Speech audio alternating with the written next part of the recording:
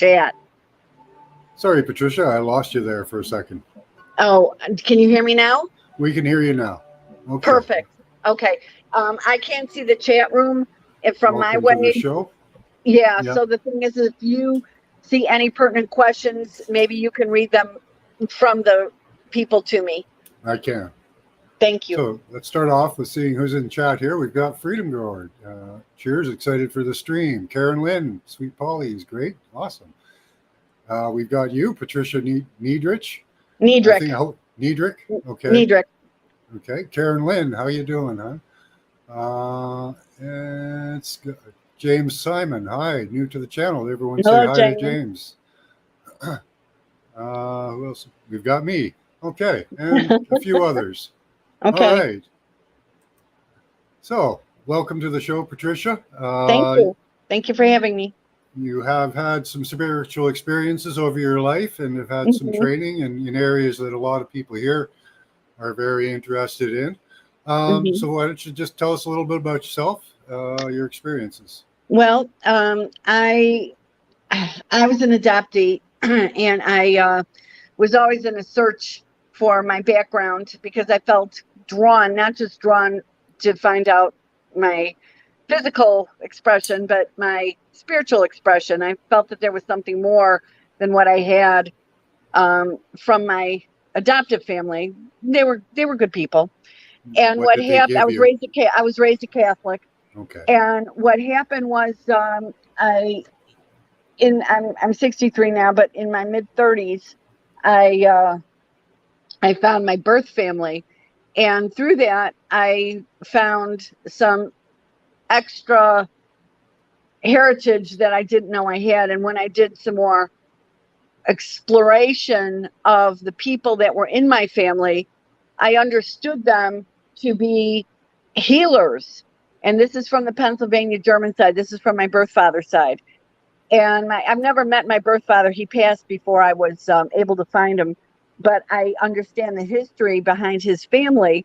And we have a long line going back to the 1200s and even beforehand in Switzerland. A lot of us from Pennsylvania German heritage are from Switzerland, Swiss German and French German mix. And we have kind of like what I would call an indigenous expression of spirituality, of healing that was Christianized, but it was pre-Christian in its origin. And there's a group of us now that are interested, Christian and pre-Christian, I would say.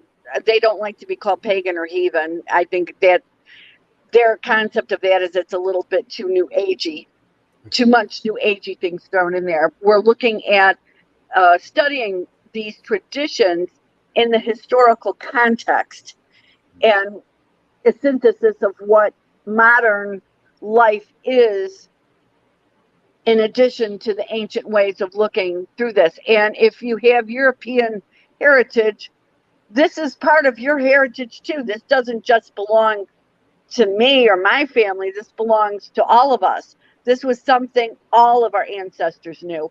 And one of the things I'd like to say is that we all are indigenous. We all are. I know there's like Greg Braden and there's a few other people that like to talk about traditional cultures that might still look at their healing modalities and their way of looking at the world, the psyche, illness, the universe, anything that deals with that. And what happens is that they have a way of synthesizing this into the modern. And so we take from the past and we bring it to the future and we synthesize the elements of our ancestors into our life now. So that's I think, like a brief synopsis. So what I found out is that some of my ancestors were Brauchers, and that's pronounced, that's spelled Braucher, Braucher, and that's a healer. Hexers or Hexa was a witch. Now, the concept between the two is that I would say that the Brauchers would be a cognate of a shamanic tradition. Mm-hmm. Shamans work for the tribe. They work for the healing and the wholeness and the maintenance of the tribe so that it continues on.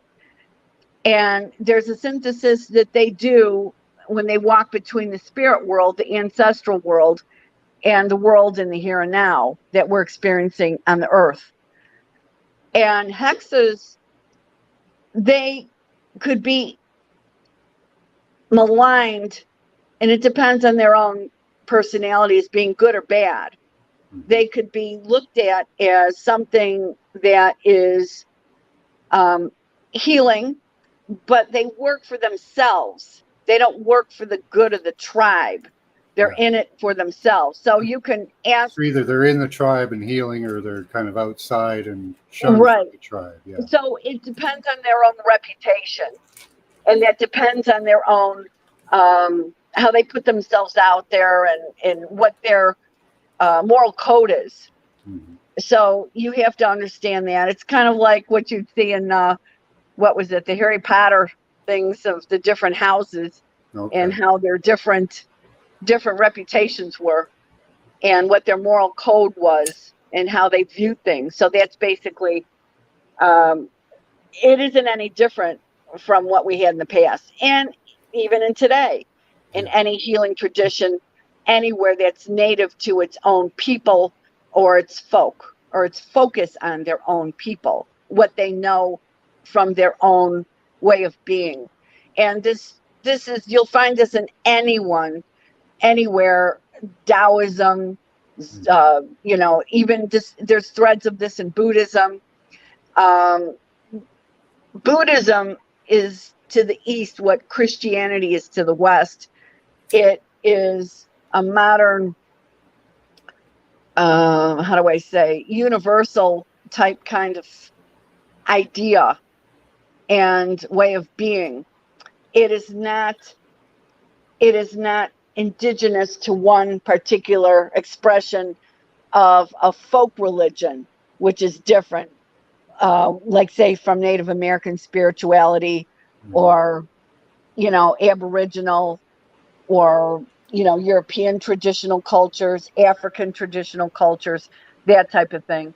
So, but when Christianity in the West and Buddhism in the East conquered, politically, when things grew and, they kind of aligned themselves with the powers that be who sat on the thrones and ruled, what happened is that folk culture has a way of existing, and it pops its head up in different ways through those spiritual practices. Mm-hmm.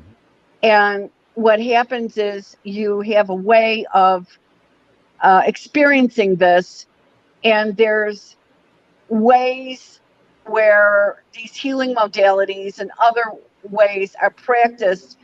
Like, say, grandma would go to church on Sunday, but what she would do is she would leave milk and cookies out for the fairies in the garden so that the animals would be protected on the farm, or that, like you visit the house spirit and you leave them a little treat so that they protect the people that are inside the house, the children, the babies, the mothers, and that sort of thing. So the health of the family, you work with the land spirits, you work with nature, you work with the ancestral spirits. It's not just the gods of the pre-Christian ideas. It's not that's actually, most people didn't want to be noticed by the gods. If you were noticed by the gods, prepare for thunderbolts in your life. Yeah. So you don't want that. The Odysseus, the tale of Odysseus, that's what happens when the gods look at you. So, you have to really watch out for that type of thing. So, insofar as what your channel is about, I would say what aspect that we have is the aspect of time cord work that I mentioned yesterday to you, and how Browkers use this when they do this as a way of looking at a broader perspective within healing. Say, for instance, that's usually how it's happened in the past. And what happens is you'll go into a sick person's, or an unbalanced person, I should say, because mostly the energy is in an imbalance. Mm-hmm. And you're looking to harmonize. Harmony means balance, being in balance. And how do you rebalance that consideration? Mm-hmm. So Playing with that's the what, energies. exactly. So, or doing what you can. Obviously, there's different healing considerations that happen in every person's life. So many If different you're dealing with, practices too, and ways if doing you're healing. dealing say, with somebody that's dying, then you're just doing something to alleviate their pain, or to alleviate, just to bring them comfort. You're not going to heal an illness, but you're going to bring them comfort and relief. Yeah. If you're birthing babies and helping a baby to be born, that's a different subject matter too. That's a lot of energy being exposed right there, because that's a new life waiting to come into the world, and the safety and concerns of the mother. Mm-hmm. So you're dealing with a lot of different ideas about what you're trying to accomplish and what you have to achieve. A lot of the Browkers historically have worked within rural settings, because that's where a lot of this, pagan and heathen mean in the fields. Pagano is out in the field. Heathen in the northern traditions, the Germanic traditions, means like the countryside or the field.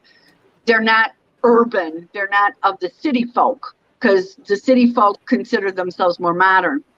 So what happened is that, they would kind of scoff at, oh, those country rubes, they believe in that old hokey stuff, and we're just going to do it this way. And it was always, Yeah, but I believe in prayer, right? But they believe in the power of prayer. They believe in the Stuff. power. Well, they believe. That's a problem. Today's world is a problem, not the problem of Christianity versus pre-Christian. What it is the concept of modern humanist thought, where it's using science to remove any semblance of the soul, or of the spirituality, or the what we call the ancestral stream. And also the nature spirits, and the acknowledgement of extraterrestrial beings, and yeah, they're even destroying Christianity, because some of them even stumble upon the truth themselves, so right. Well, there's a lot of Christian magic that they don't even know. There's a person who's a friend of mine. His name is Chris Bellardi, and he wrote a book called The Red Church. And there's a lot of books on Pennsylvania German magic, and then what they call powwow. It doesn't really have anything to do. Powwow doesn't have anything to do with Native American powwows, but it's just a name that was given in the 1800s to the spiritual traditions of healing, and using the powwow in the different things. There were different people that did different things. Not every person who was a powwow did maybe work with, maybe some did work only with animals. Some only did work with, say, pregnant mothers. Some only did work with the dying. They were psychopomps. Some only did work with children, say, for instance. And you lived out in the rural area, and a lot of these people lived out in the woods. There was a tradition that is famous among our people, that is a woman, and she's called the white woman, or the white lady. And when you see the white woman or the white lady, she is kind of like a representation, we consider, of the goddess Holla. And Holla is a Germanic goddess, which is a cognate of Odin. Not that she is Odin, she's not. But the thing is that what she does is that she leads the wild hunt in the winter.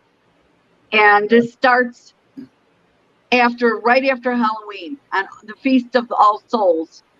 Yeah. And what happens is that the wild hunt takes off into the sky, and it collects the souls, because a lot of people, the weak people, used to die in the winter when the caloric intake and the fresh food was not there. So what happened is that there was a lot of souls that passed, and they would be collected up into the sky. There's a famous German painting that shows the pictures of the wild hunt. And, you know, she's riding in the front chariot, and she's kind of a mean, serious lady. A little bit of a Shiva aspect to her, does she? You know, Hola is known in folk tales and fairy tales as Old Mother Hubbard, who sat in the cupboard. And she was the one who had all the children, remember? She used to take care of. Well, those are the souls of the children that were waiting to be born. That's what that meant. Nice. In the 1800s, there was a lot of resurgence in Europe as new countries were being formed. And there was kind of like a nationalism gelled in the mid-1800s. And what happened as nation states re-identified themselves and grew, what happened is that there was a lot of people that was called the Romantic era. And there was a lot of resurgence in all over Europe, from Russia, Germany, you know, England. That's when you had people writing fairy tales. And these were a resurgence of the old tales that people knew, that were basically a way to hide the pre-Christian ideas of who these gods and goddesses were, endemic to the healing modality of their peoples, and what you do to call upon them, and what strengths they had, and who you wanted to look to if you needed a new job, or if you wanted to find a husband. I'll have to look at the fairy tales with a new eye. I haven't thought about fairy those tales. In the modern era, the fairy tales are the key to understanding our own minds as a people. And they're the repository of a lot of the healing and a lot of the ideas of what magic truly is. And also our relationship to nature, our relationship to through the fairies and through the nature spirits, through the land whites, with the ancestral spirits looking over you. So just, you know, Sleeping Beauty, even with the ancient texts, I find the more I read them, the more they're just rewrites of each other. The same story, the same knowledge. Yeah, they're all cognate. There's a universal for a new time. Right. Yeah. Well, Joseph Campbell wrote about them, you know, the hero of 1,000 faces. So if you want to look at a lot of modern ideologies of where mythos is buried deep within us, look to Joseph Campbell, another Mircea Eliade. There's a lot of writers in the 1960s, 1970s who were exploring these ideologies, and were bringing it, and they were based upon what the Romantic writers wrote about. So this is something that I think is important to know. You have to have a little bit of a knowledge about this. I had 2 Yahoo groups. Now they don't have Yahoo groups anymore, but I had 2 Yahoo groups in the early 2000s. And we had a lot of PhDs on the list. In fact, we had 2 PhDs. They met and they wrote, one in Helsinki and one in Poland. He was a Brit married to a Pole living in Poland. Yeah. And that was on my Slavic Reconstructionist list. I had 2 lists. I had the Hexenkunst list, and that dealt with the Germanic, Pennsylvania German aspect. And then we had the Slavic Reconstructionist list, because I'm half Slavic. And this chart actually here is for decoding ancient texts. That's what I use it for. Oh, okay. It's got like all the ancient names and dates. Well, that you know, a lot of what we did, we didn't do based on we did it based on language, archaeology, ancient astronomy, We did it in art forms like dance, songs, chants, and also understanding. This goes back to another friend of mine who had a list who dealt with Proto-Indo-European spirituality. This is kind of going more in the Wayback Machine. And there's a man called Caesar Sarith. Is that as far back as Mother Worship or Mother Earth, or? Oh, this goes back into Proto-Indo-European time. This goes into this past cycle of the 12,000 years. But the thing is that what we do is that we look at the language as a clue, at least in the I'm talking about Indo-European because that's my background.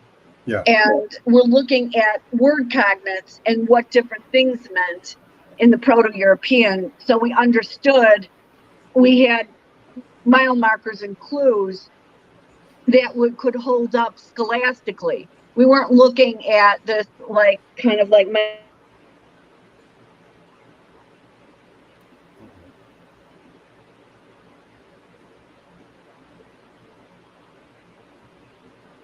I think we lost Patricia. Have I got internet still? Of course, she was probably about to say something very important. Are you still there, Patricia? She's still on with us. If you can hear me, Patricia, what you can do is you can duck out and just come right back in. This app is very forgiving for that. So you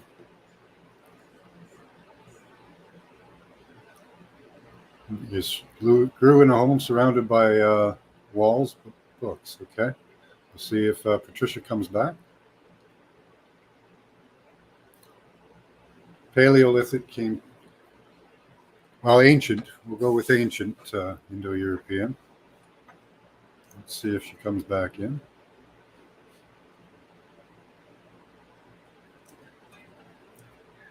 So very interesting, just looking at the language. We have to do that oftentimes when we're studying the ancient texts, like especially the Bible, because it's been rewritten so many times. You have to really look at the root words from either the Hebrew or the Greek, especially with like things like the word God. They use several different forms, and you've got to decipher which they're talking about, because they'll put God, Lord God, big G, small g. Language is I'd like to see some of the language, if it's like what type it is. It's probably more of a symbol-based language. Let's see if she comes back in.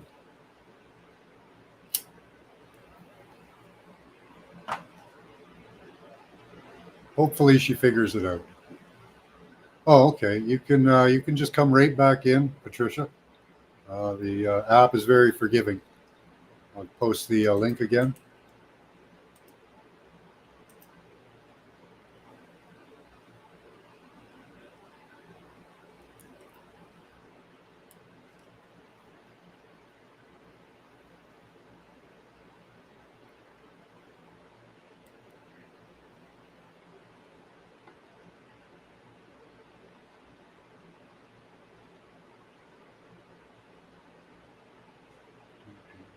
There we go. All right, you're back. Yeah, but then it dropped, and then you were kind of on the outside again. I'm sorry about that. That's all right. This is the first time I've been interviewed on this type of situation. Okay, so you were saying about the language. You were studying about. about. We're all learning. It's a learning curve. Yeah, it's a learning curve. Yeah, this app's very forgiving. It'll let me drop out, and I can come back in. So it's not a problem. You can drop out, come back in at any time. This one's much more forgiving than other ones. So, but yeah, it does have some problems sometimes. I'm hearing some feedback. What's that? Feedback. Feedback? Okay. Yeah, kind of like. I think it happens when I talk a bit. Let me check. I'll turn off my fans. That might help. And you don't have earbuds, So that could be where you're getting the feedback. You can always drop out and try coming back in if it's too bad. How is it? Now it seems to be better. Okay. Okay. Does anybody have any questions, or does anybody want a little bit of a critique? Paleolithic times came eons before, I guess 12,000 years ago is Frigga's comment. Let's see.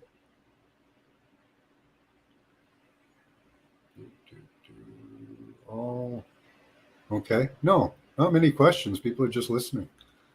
Okay. Is there anything that they have a question about? Do you have any questions? Anyone?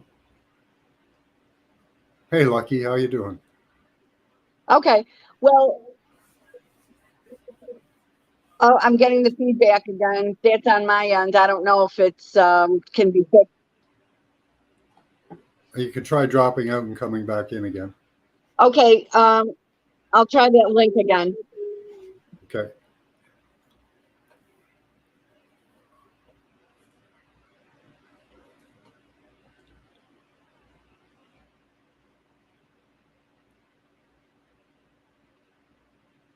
Mm-hmm.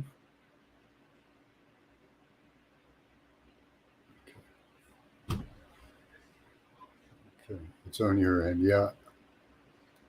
Nobody can hear the feedback. Okay.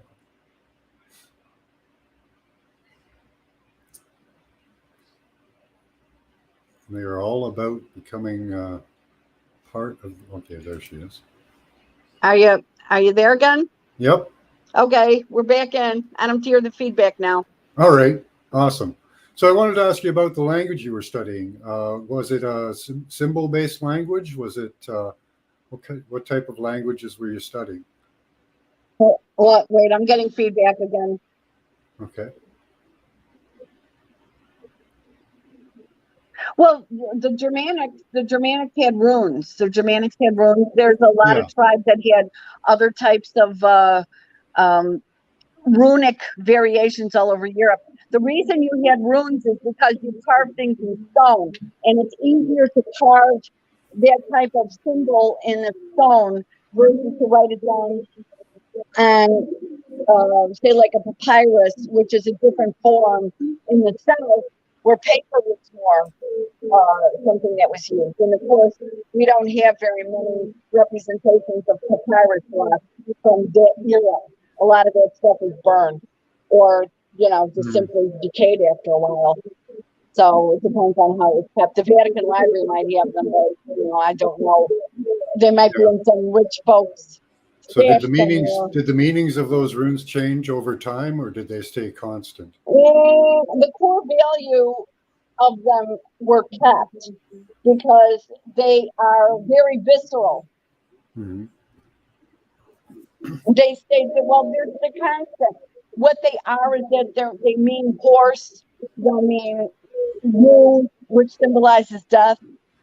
Yews were made for bows, which, were used as a symbol to protect the family, the life, the home. They represented things like water, the sun, the sky. So those are pretty timeless.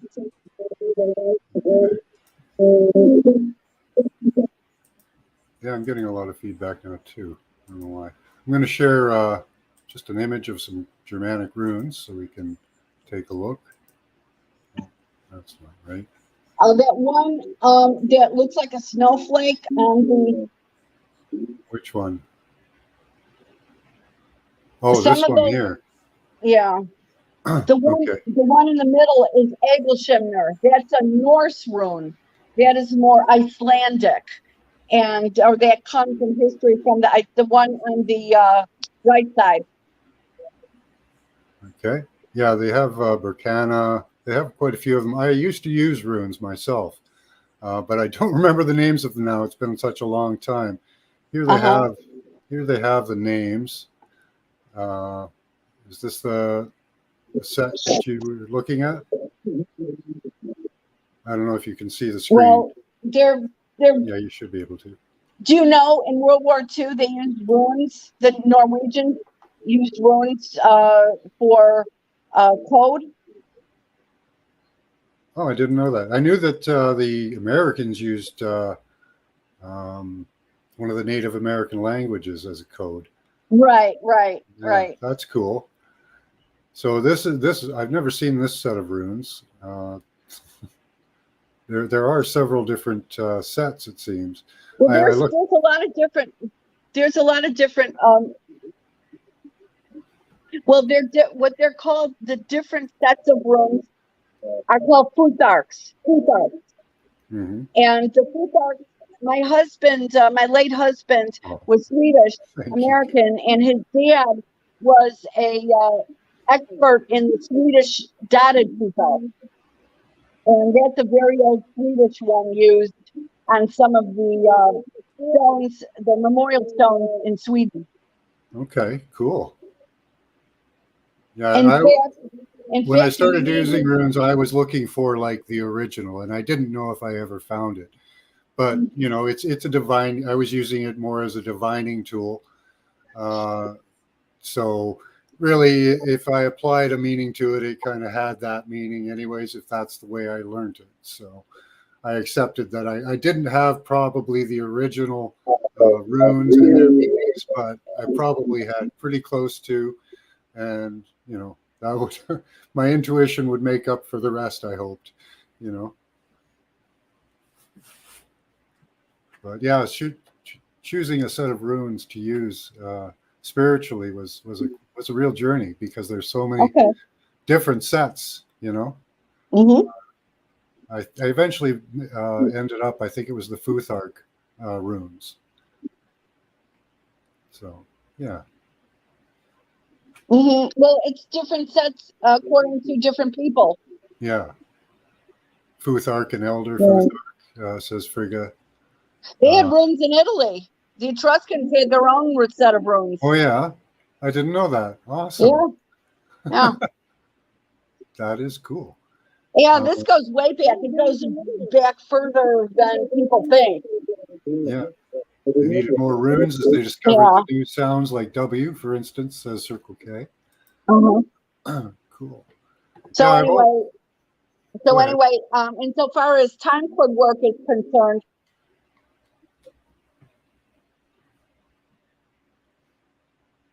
I'm sorry, say that again. I'm getting the feedback again. Okay, so anyway, insofar as time code work is situated, what we do is we'll use the concept of the runes to use, the runes are much more than just an alphabet. The runes are also used as an energy source that we tap into. All alphabets can be used like this, even modern ones. All alphabets, because they carry the vibration of the energy of the life of the people, because that's how we communicate. So they carry energy. So what happens is that you can use modern alphabets as your own personal runes if you don't want to study the old ancient ones. But what happens is that from what we know, we use the old runes to tap into the ancestral stream, which is the line of our ancestors going back to the beginning. And it's to tap into the soul force.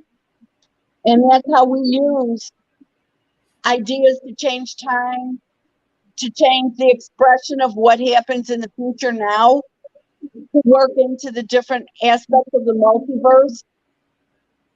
So this is something I think what you are tapping into, doing remote viewing as a modern expression or a modern interpretation of what we knew as time code work. Yeah, we've actually done more than just remote viewing. We've taken it to the next level. We do remote healing as well. Right. Well, that's exactly what we do. And we do what I like to call remote touching, which is affecting things at a distance, energy fields, objects, and such. It's just an extension of remote healing, which is just an extension of remote viewing.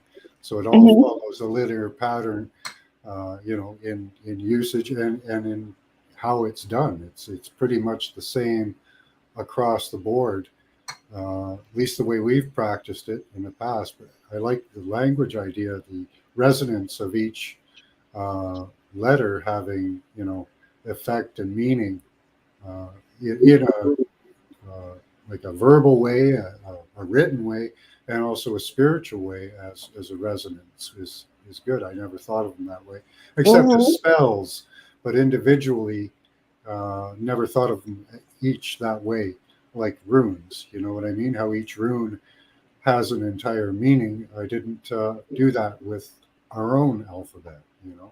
I guess we've been separated so much from the true meaning of our words and our language. We have to look back at things like this to, and thank God they're here to even look at. The controllers that be would probably like to have a lot of this just deleted, and they probably give it a good try in the future. So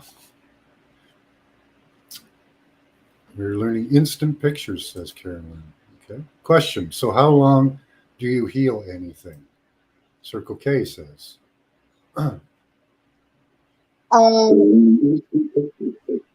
Well, this picture's okay. How long do you heal anything? Oh, do you have YouTube on? You have to shut down YouTube. Yes, I do. Shut down YouTube. Okay, hold on. That's where you're getting your echo from.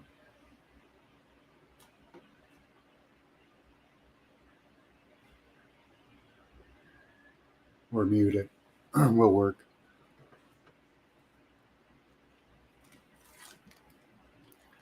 Oh no, looks like we lost her again. You can just pop right back in.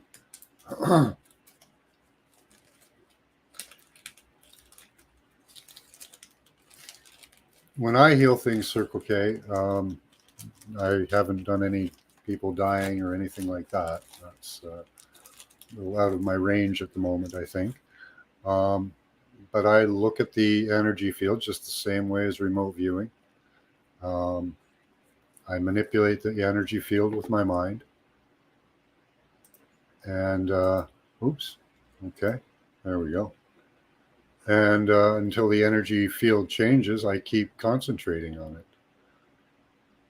So the question was from Circle K. Question. So how do you do heal? Okay. How do you heal anything? There we go. I think that's what he meant. No, she's not here. Okay. I don't know what's happening here.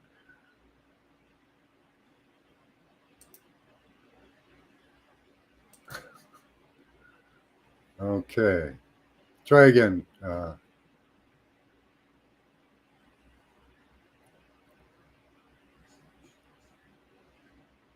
Words or pictures? Yep. That means it's their first time in our world. She never has worked or been here before. She's been in the world hyper connecting to whomever she runs into.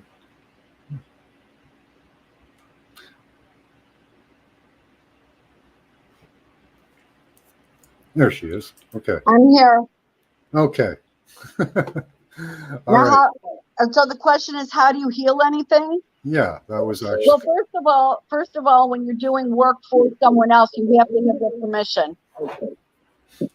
You have to have their permission because it's a karmic obligation.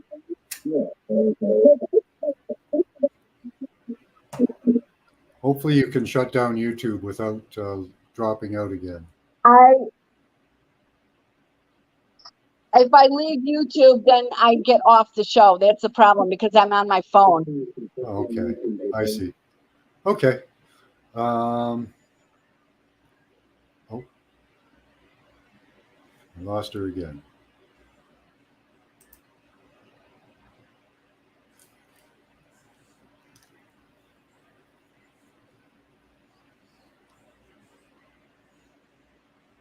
Symbols can't be hacked?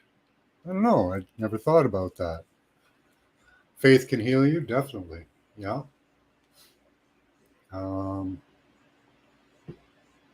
I don't know if symbols could be hacked.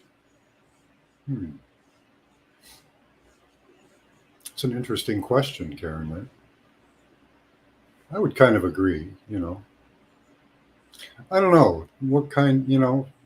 Like political symbols definitely have been hacked. People can get hacked, I guess, as symbols, but symbols written down, I would have to say somewhat hacked. Rewritten in a different way, maybe. You're here? Okay.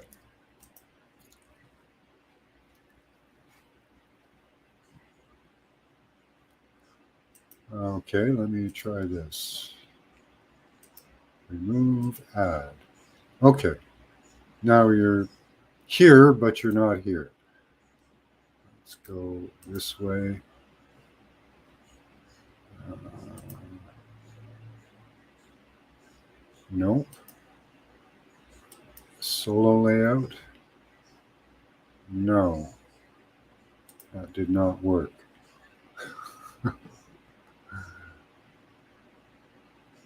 Can you call me? Well, you can, but I have no way of streaming that to the video.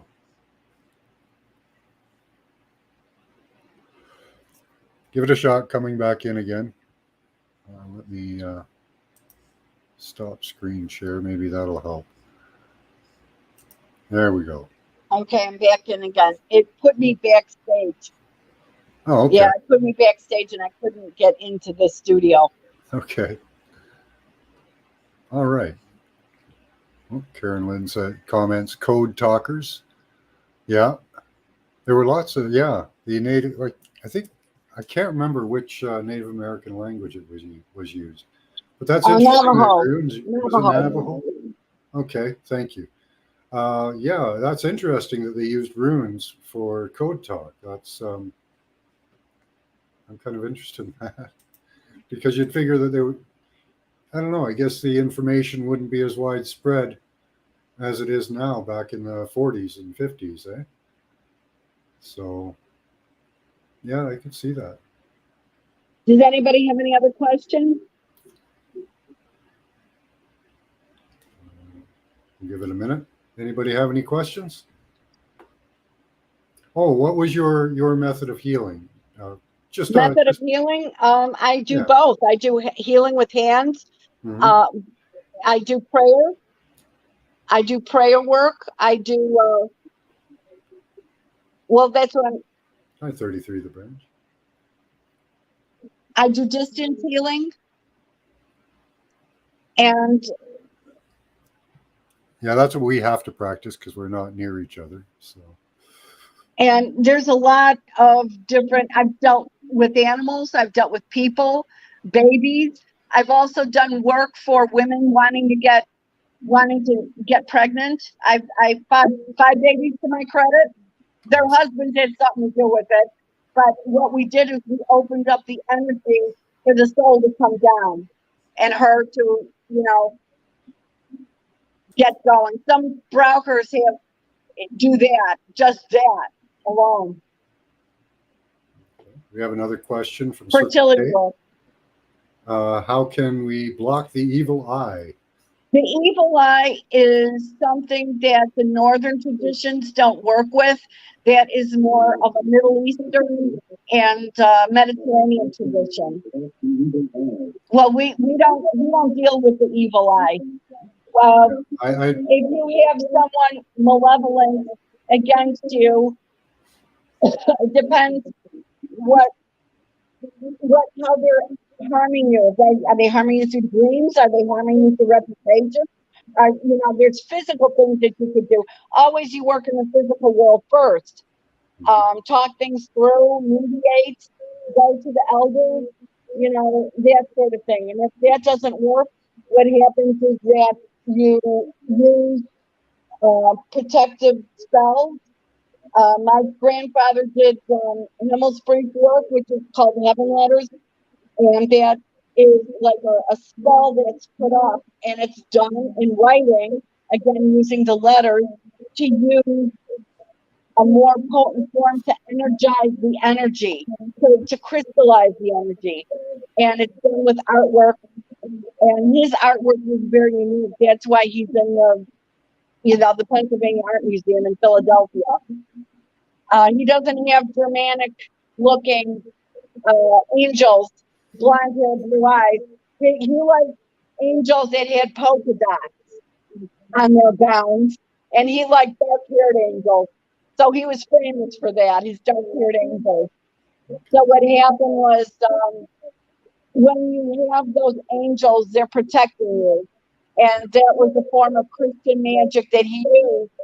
But in the old days, in the pre-Christian days, you would set your ancestral stream upon them for a way to protect yourself. Instead, it became angels in the Christian modality. Yeah, I always say the best protection is your inner light. So be happy, and nothing can really affect you if your light is bright enough. It's the negative thoughts that coming in, or you submitting to them, really, that gives them any power. Curses, you can curse me all day and all night if you want, but unless I take it, it doesn't affect me. At least that's my opinion on it. But yeah, you can think of getting rid of curses and stuff, but I don't know. I've never been cursed, or I've never been affected by a curse, so that I know of. Maybe I have been, and just unknown.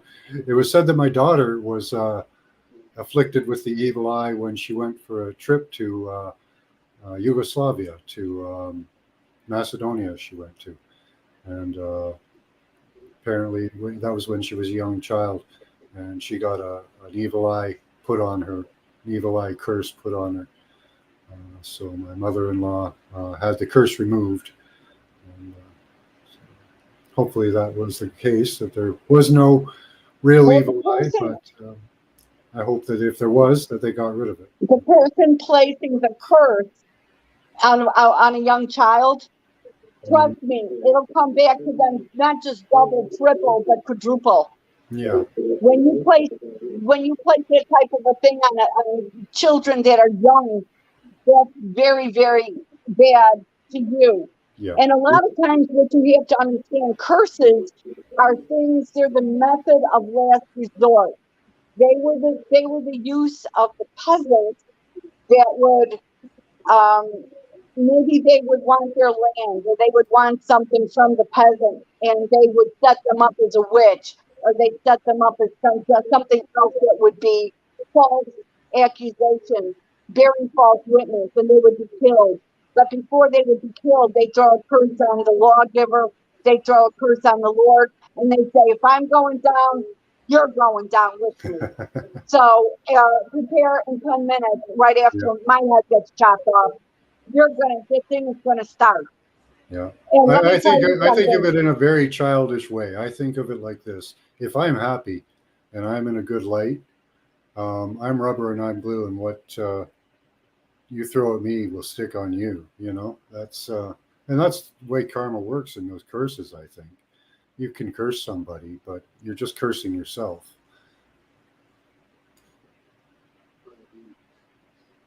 Right.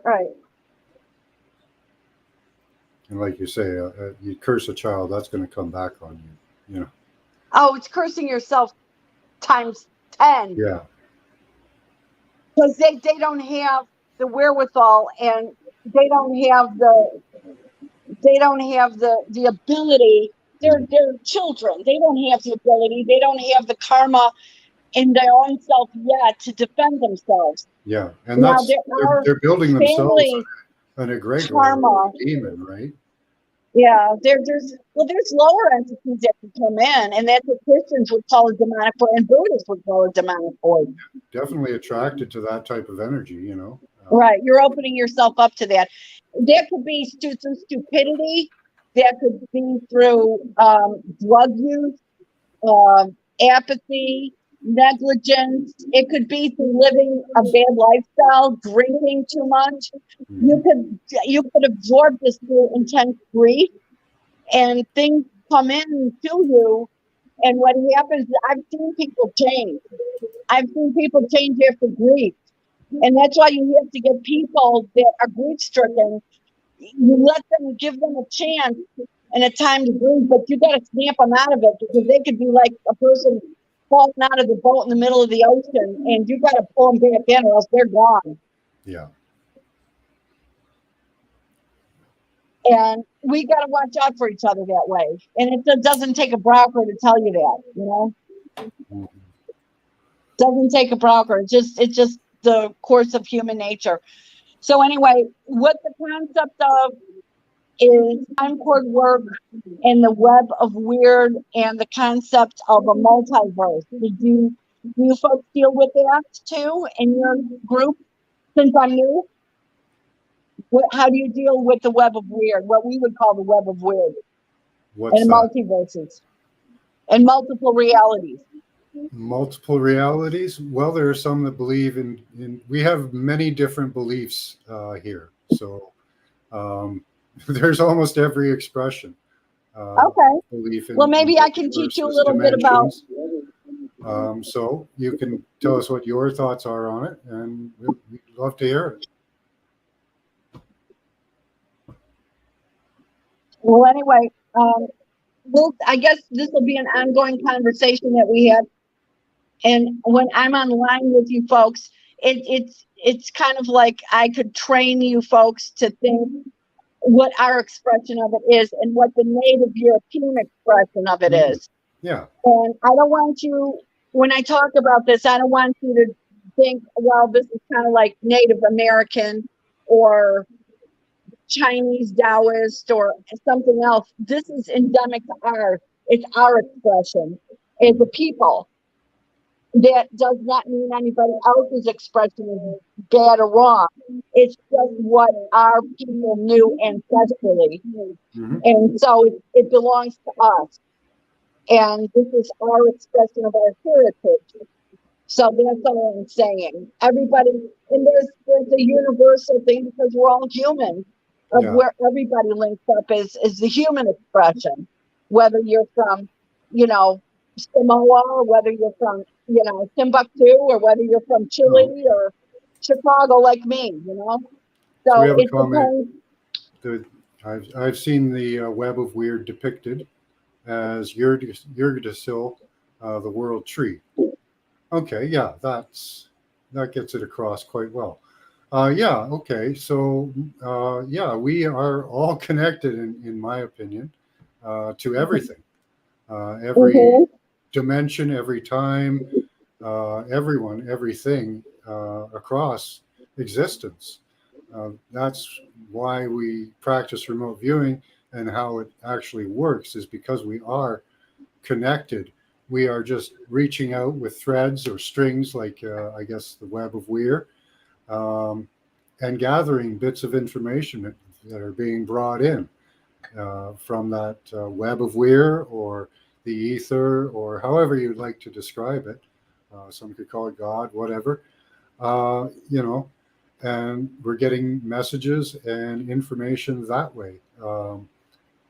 It's often said that some people, like even Nikola Tesla, all of his inventions and ideas came from meditations and times of quiet and stillness. And, so we're practicing that same thing. And remote viewing, like we practice a method more like the military taught with Ingo Swann. But the basics of it are using intuition and the ether and messages coming in, like the ancients did, the ancient seers. And, Yeah. It was interesting. I was talking yesterday to you folks about my experience of having cataract. And I just had surgery this past spring, so I can see again. This eye regressed a little, so I have to wear glasses. But when I was blind, and I was blind in the right eye, I had 15% sight left in the left eye. So I was truly blind. Yeah. My inner vision, God gave me the grace of having a lot. I could see spirit world a lot more. Awesome. I'm naturally clairaudient, and I always had that gift. But the clairaudience became also where I could see. The vision was incredible. And it opened up another thing, and it slowly faded away as my vision came back after my surgery. But that's okay. And I was able to see light in a different way as well. I was able to see, because my eyes were damaged and they were trying to adjust, I could see light differently. And there was never such a beautiful time as when I saw a full moon this past winter. And you saw one full moon, but I saw the moon split up into six because of the refraction. So Yeah. I saw the moon as a flower petal, and it was six moons I saw. And there were things that I saw in my visionless world that you guys will never see. And it was how light sparkled and how things were appeared differently. So it gives you sometimes when your senses go, I was given a gift. I was given the gift of blindness.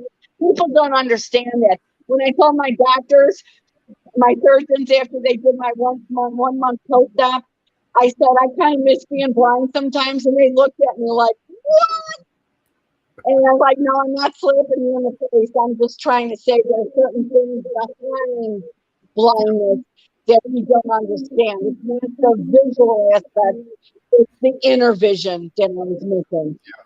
There's an aspect of all the ancient writings that talks about the third eye, the pineal, and how to attain the use and improvement of it through the Christ story and all the others. Odin, everyone who went on a tree or in a cave is mirroring the internal process of the third eye, the Christ story and all that.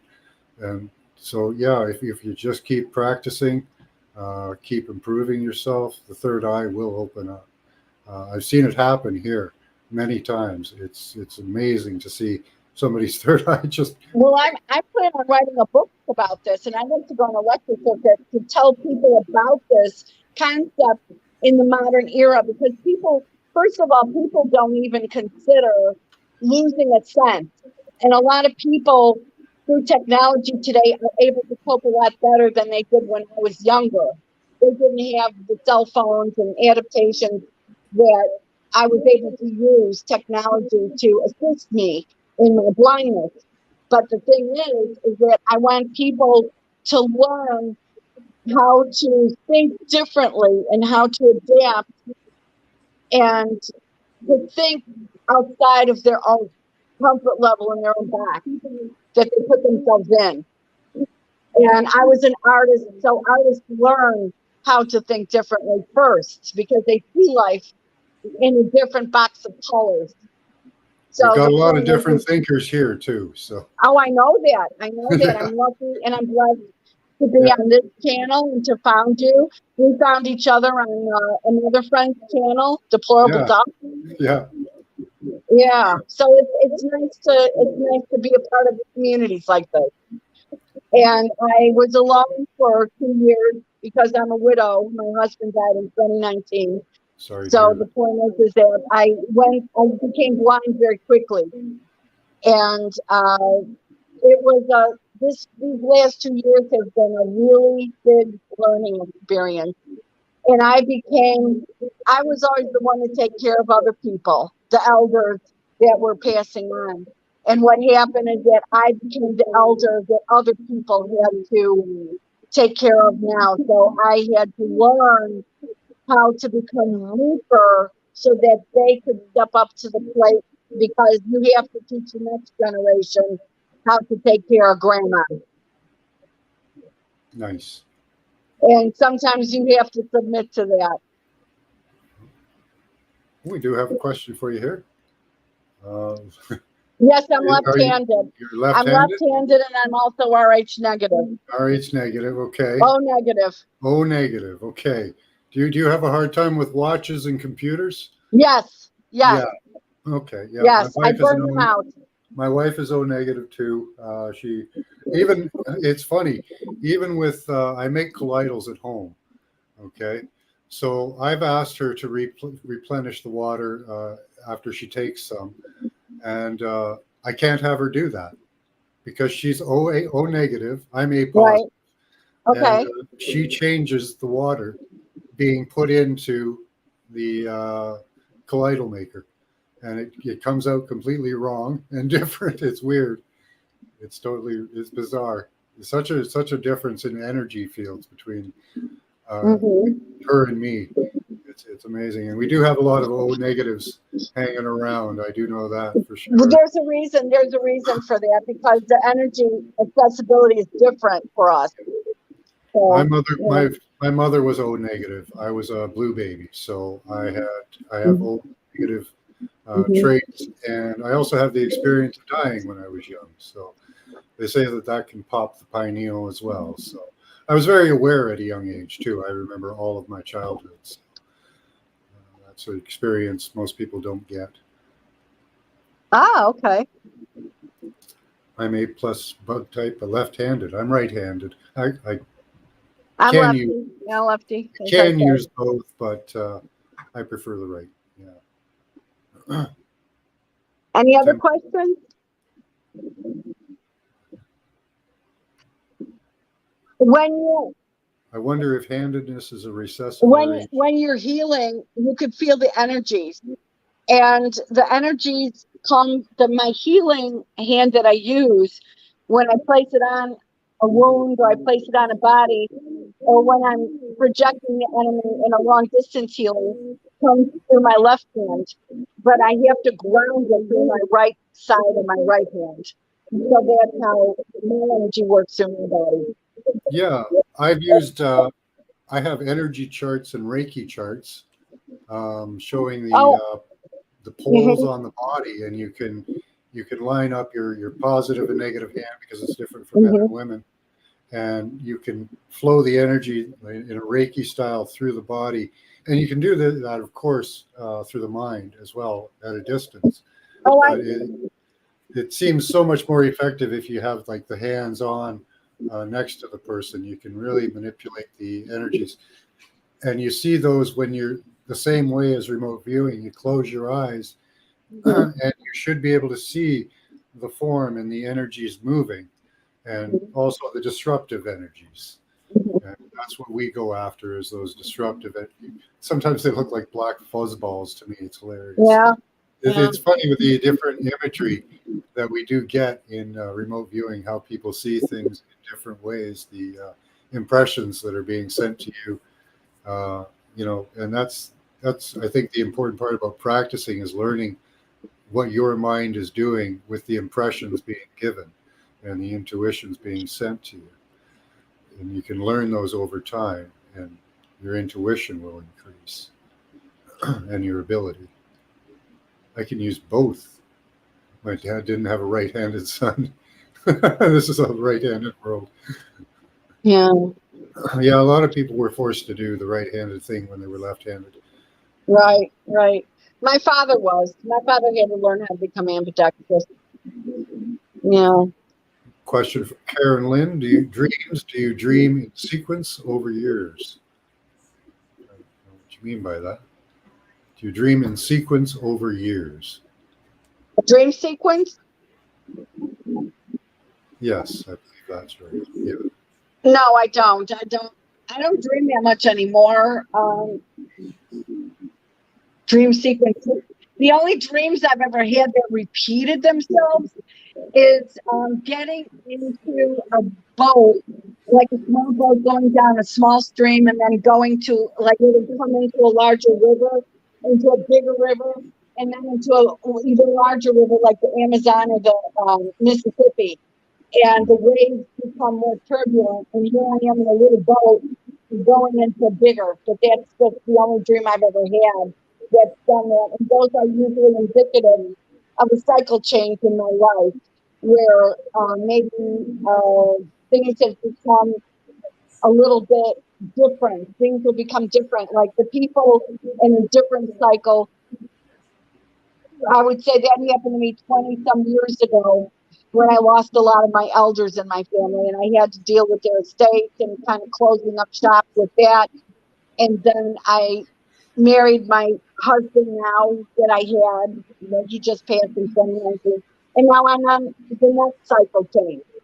So the cut has been my blindness. And so I'm going into different, I'm living it now. I'm not in the point of dreaming it. I think dreaming might be for younger people because they have their life ahead of them and they have more experiences that yet to come down the road, what life will come to be for them. But I'm not in that situation anymore. When you're an elder, it's a different concept. You're looking backwards in your life. It's the concept of Janus, one looking forward, one looking back. Well, I'm in the era of my life where I'm looking back and how I can help and answer questions for the younger set and how I've yet to give the experiences of my life and my ideas to them and how I can help guide them and help them grow. And I might not have the answers, but I might have a few breadcrumbs on the trail I can leave them. Mm-hmm. I'm not going to tell them what to do. That's up to them. Everyone has to run their own race. Yeah. But the point is that sometimes we have to look up to the elders. And the problem is, in our society, they shut us up in nursing homes. They shut us up and, they don't come to visit us. And we can't give them the wisdom of what their own grandmother did or what their own aunt did or how to, when I had this happen to me in my life, how did I react to it? So, how to deal with your own life journeys with the best grace that you can have. So you've got a lot of time ahead of you. Isabella here does dream. I do dream myself too. So dreams full of feelings and characters. So you've got a lot. I might not have a lot of time ahead of me. Isabella has a lot to do. Yeah, I don't know. I think that, that could be. I don't know. I couldn't say that for sure. I dream too. But I do know that I have quite a lot of time ahead of me. So I don't know if that has anything to do with it. But I would imagine you dream of teaching. I often dream of classes sometimes, because I do try to teach in my class. And I do have dreams of teaching. You guys take up a bit of my dream time sometimes. It's kind of interesting. No, we don't have a Telegram or a Discord. I hate those things. I went on Discord. I was on a couple of Discord channels, and I don't like it. It's just all click and bling. I hate it. Hated it. But I do have an email you can contact, and we get together on Saturdays and Sundays, 33 The Branch. Does anyone have any questions about any of the native face or anything of that nature? The awake state is dream, just like the dream state, just lasts longer. Okay.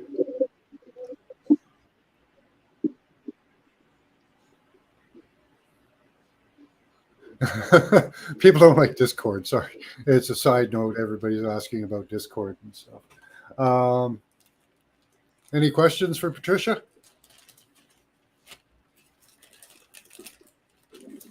Give them a few minutes. Sometimes it takes people a few minutes to come up with something.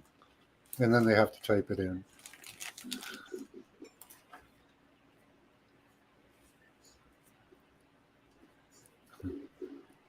But I do like the idea of cord, like the phrase of cord work, and its interrelations to remote viewing. This is something that this is the ancestral tradition of remote viewing. I would like to know your impressions or thoughts on dimensions, like how many there are in your teaching, what they are. Any description like that, because some people believe in 11 dimensions, some people believe in 5D. Have you heard? Is there anything like that in the teachings? Well, the old traditions talk about multiverses. They talk about these things in the war. They talk about these things from what we have left over from the war. And you have to understand they were had a Christian overlay because Snorri Sturluson wrote the Icelandic sagas, or he kind of transcribed them and wrote them down. And these are things that come through memory, and they come out as mythos. And again, what we talked about before with Joseph Campbell, they kind of, went their way back in different eras where they could surface in personal and societal situations. And what happens is these are generations where things exist, where things can happen that become mile markers. And they take the people of a generation into the next jump of wherever where they're supposed to be. Now, we also think within the web of weird there could be splits that can happen into different things where maybe we zig to road B and another version of us zig to road A. And so where we exist in other multiverses, that's what happens. And there's karmic laws that happen in each one, in each grouping of where we are. And these things are all happening simultaneously. The past, the future, it's all happening in one big bang. And it's something that is unfolding constantly as we speak. And so the mindful person, what they do, if they have questions about things, they meditate on their own self, and the oversoul of what they have in the master realm, controlling all of the different guns in the different multiverses, they can help each other out or give each other insight and give each other concepts through those insights. If they're meant to happen, there could be a version of me in another multiverse that is not a teacher or didn't meet the people I, grew up with, or that whole thing. He had a completely different life and a completely different outcome. And those are what we might call like a fantasy life, if we were to think about it, if we were to pencil it out in our head. What would my life be if I lived a biker lifestyle? Or what would my life be if I grew up in a different country? Or what would my life be if I was a mother of 10 children or not? You know what I'm saying? Yeah, I've actually lived thousands of lives in my mind. Yeah, exactly. So you're not only living, people only deal with the concept of reincarnation as a way to go through things. There's thousands of lives, but there's also thousands of lives of the current self. That's really the concept of just. So it's kind of like each decision makes a split, or right. Sure. So and sometimes what healing is finding out where that split went and where it was like, whoops, we should have made that decision, and drawing it back to time code work, drawing back on the time code, bringing it back and healing the split, and making the karmic choice. Is this what you want? Is this what you want to do or see? And then if the answer is yes, because I'm only there as the modality worker, I'm not there as living your life for you as a patient. So this is what we're talking about insofar as the concept of healing is concerned. And it can heal broken lives. It can heal relationships. It can heal the karma of things if done with a pure heart and a pure need and being. But you have to go back and you have to, as a Christian would say, ask forgiveness or make restitution. Okay, Isabella was saying, time. Sorry. It's not a question, but okay, if I got outside of time and zone. Well, the thing is that God might have a will for you within your own life. God might have a will for you in your life. The thing is that it's up to you to figure out your strengths, your abilities, where you've led your life, that's led your moral code, and where you have to walk that code and live your life to your truest abilities with what knowledge and experiences that you have, and what you learn from it and by it. Yeah, I think we're all given a certain life to learn lessons. Yes, and not only that, but sometimes there's certain reasons why you meet someone. You only might meet them once, okay? Let me tell you what happened to me once. I used to be a tarot reader earlier on in my life, and there was a young lady that came to me, and I was working in a New Age bookstore in Chicago. Transition Bookstore was a very famous bookstore back in the 90s. We used to have international speakers come and talk in the cafe. Well, anyway, I gave readings in the cafe, and what happened is this young lady came to see me. She bought a tarot deck from her own position. She was an African American young lady, and she was in the family way. And the father of the child wasn't standing by her. He wasn't married to him, and she was thinking about an abortion. And he came up with some cards, and I said it was a snake eating its tail. And I just told her, you don't have to eat your child. Well, 8 months later, I got the baby in my arms.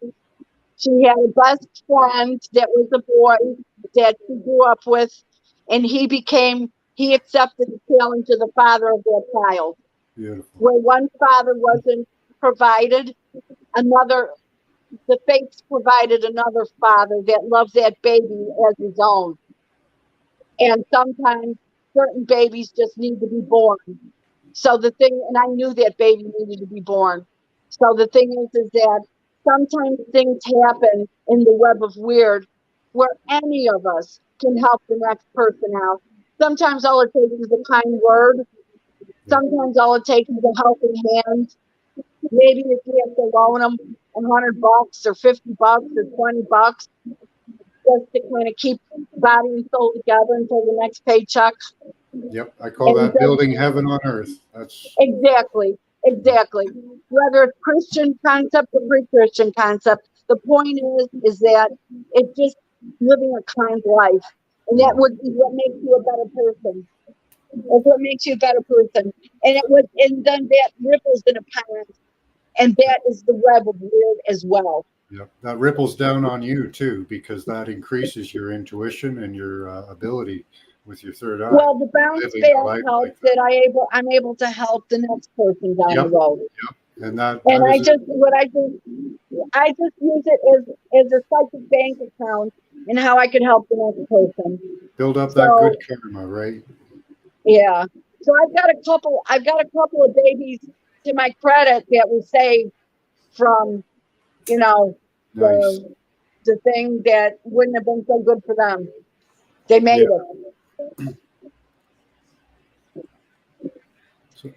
So anyway, any other questions that anybody has, or do you have any questions, man?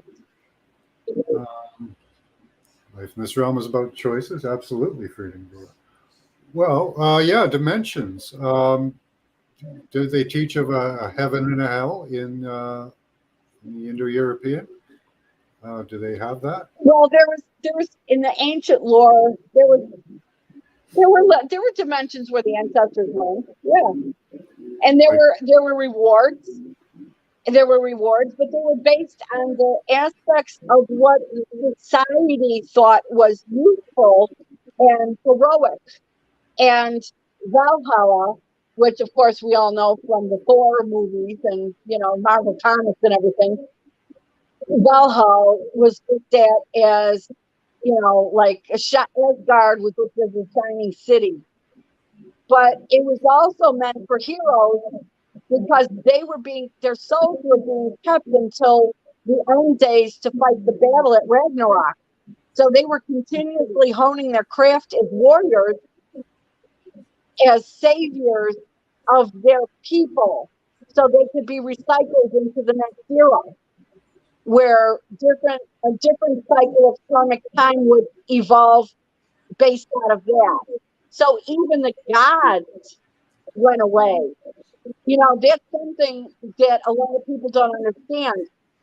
What happens to the gods of long ago eras, Neolithic gods that we don't understand or we don't know about? What happened to them? And what happened to old cultures that we'll never see, that could have been taken away by Tatarian mud floods? We don't belong. That karma is wrapped up in its own cycle. And I think there's only so much that any human in a certain dimension can endure. And that's a grace that is given to us by a higher being, by God, because you can only endure so much.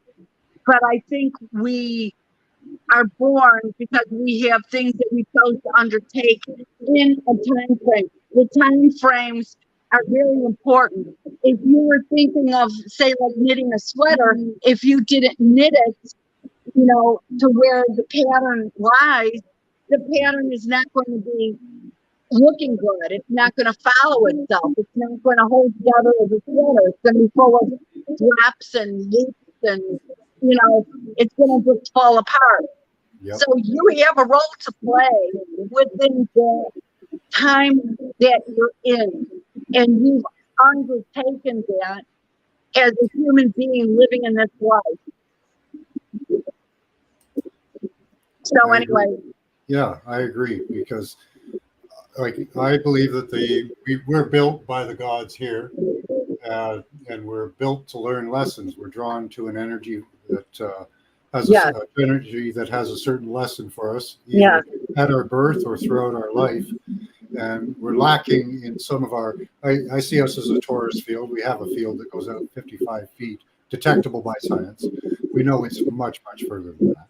But we are lacking in energy when we come into this world, or maybe lesser of one field or more of another, and we need a lesson to learn to balance out that field. So we're drawn into energy fields of life and people that we meet to rectify and learn the lessons that will rectify that field for our next emanation, or whatever we do. If we come back, repeat the cycle and improve again, or whether we complete ourselves and move on. Do they have I suppose nirvana would be like a completeness cycle, because you've attained a nobility level where you're going to like nirvana, right? That would be like the completed soul in a way, maybe.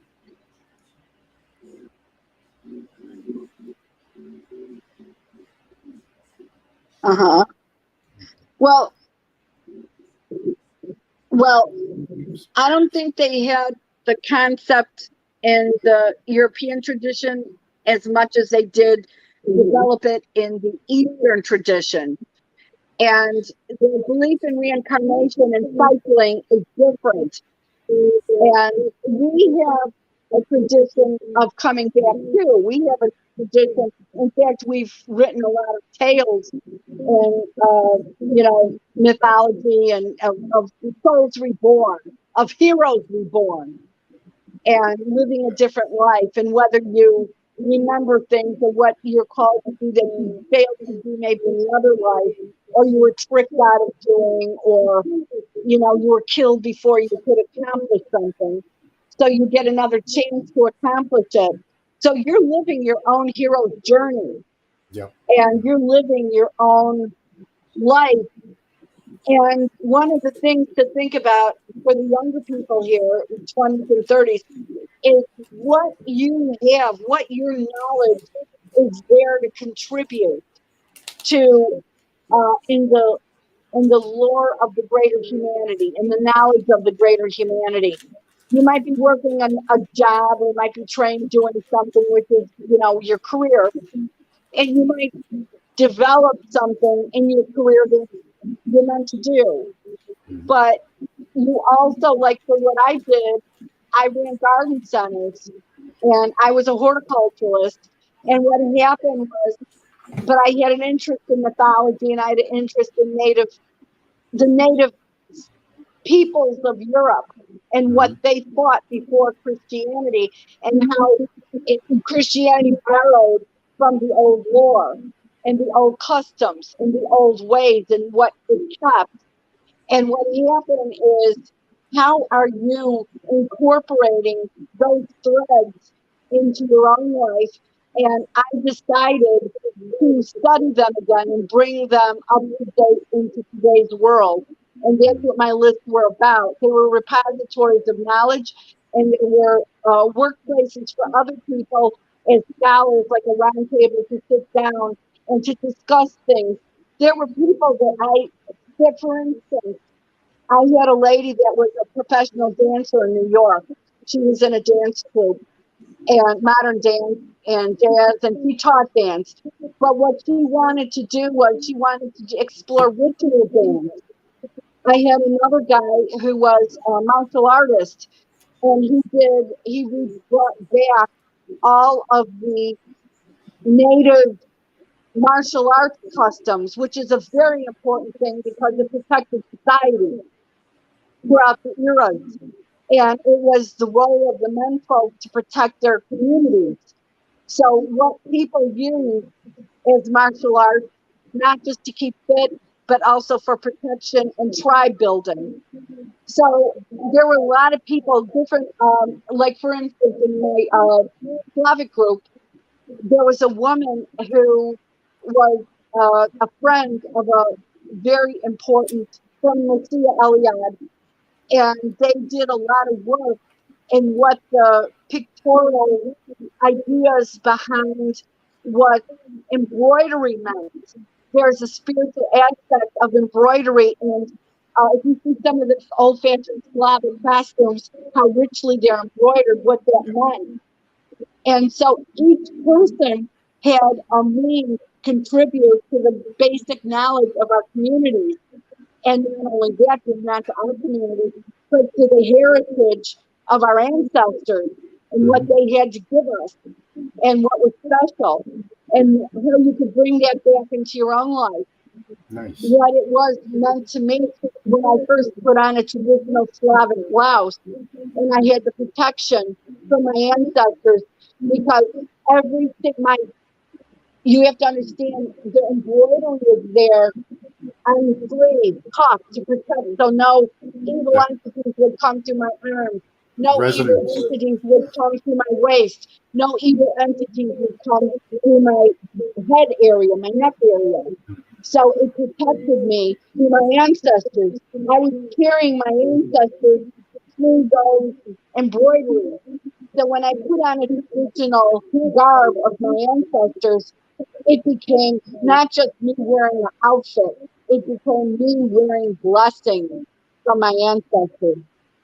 So if you go through life with that knowledge and understanding, and understanding that, I had a friend who was an author. Her name is Gona Desmond, and she's written a lot of different things in Germanic heathenry. And what she said was that our European descended culture, whether it's in Australia, America, Canada, Europe, had what we call a soul sickness.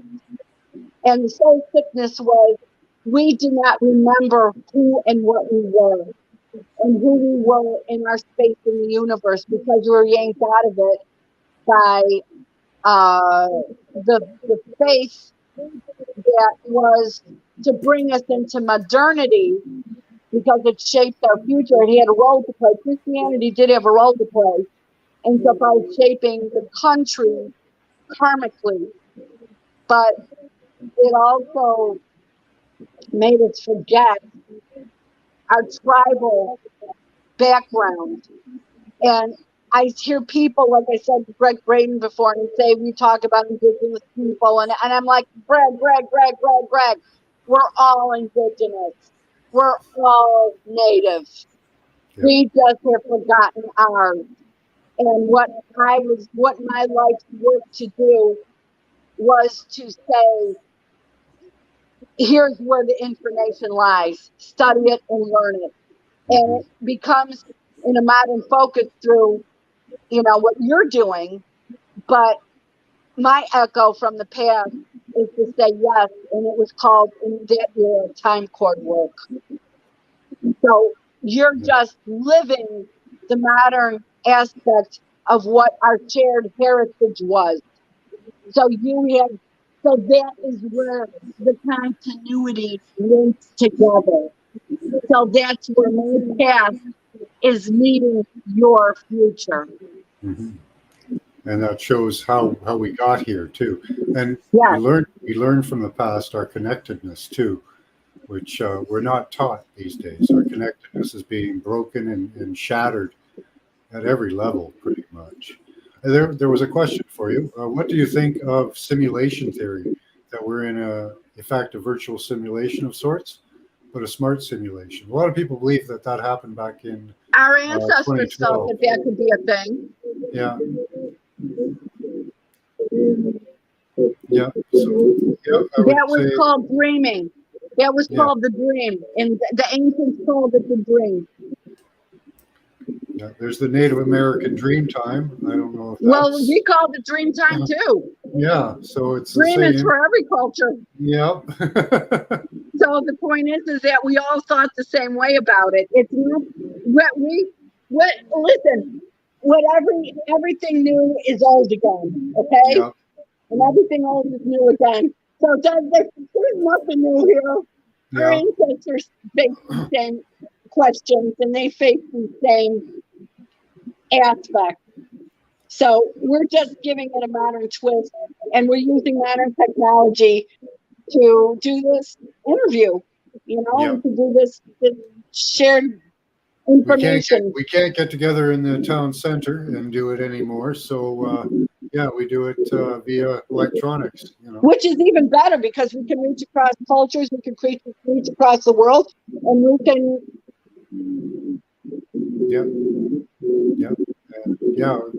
We kind of network, and you think I kind of hope that us networking and reaching across has an effect on everyone in between us. I hope raising their consciousness maybe a bit, giving them a little bit of light in their lives.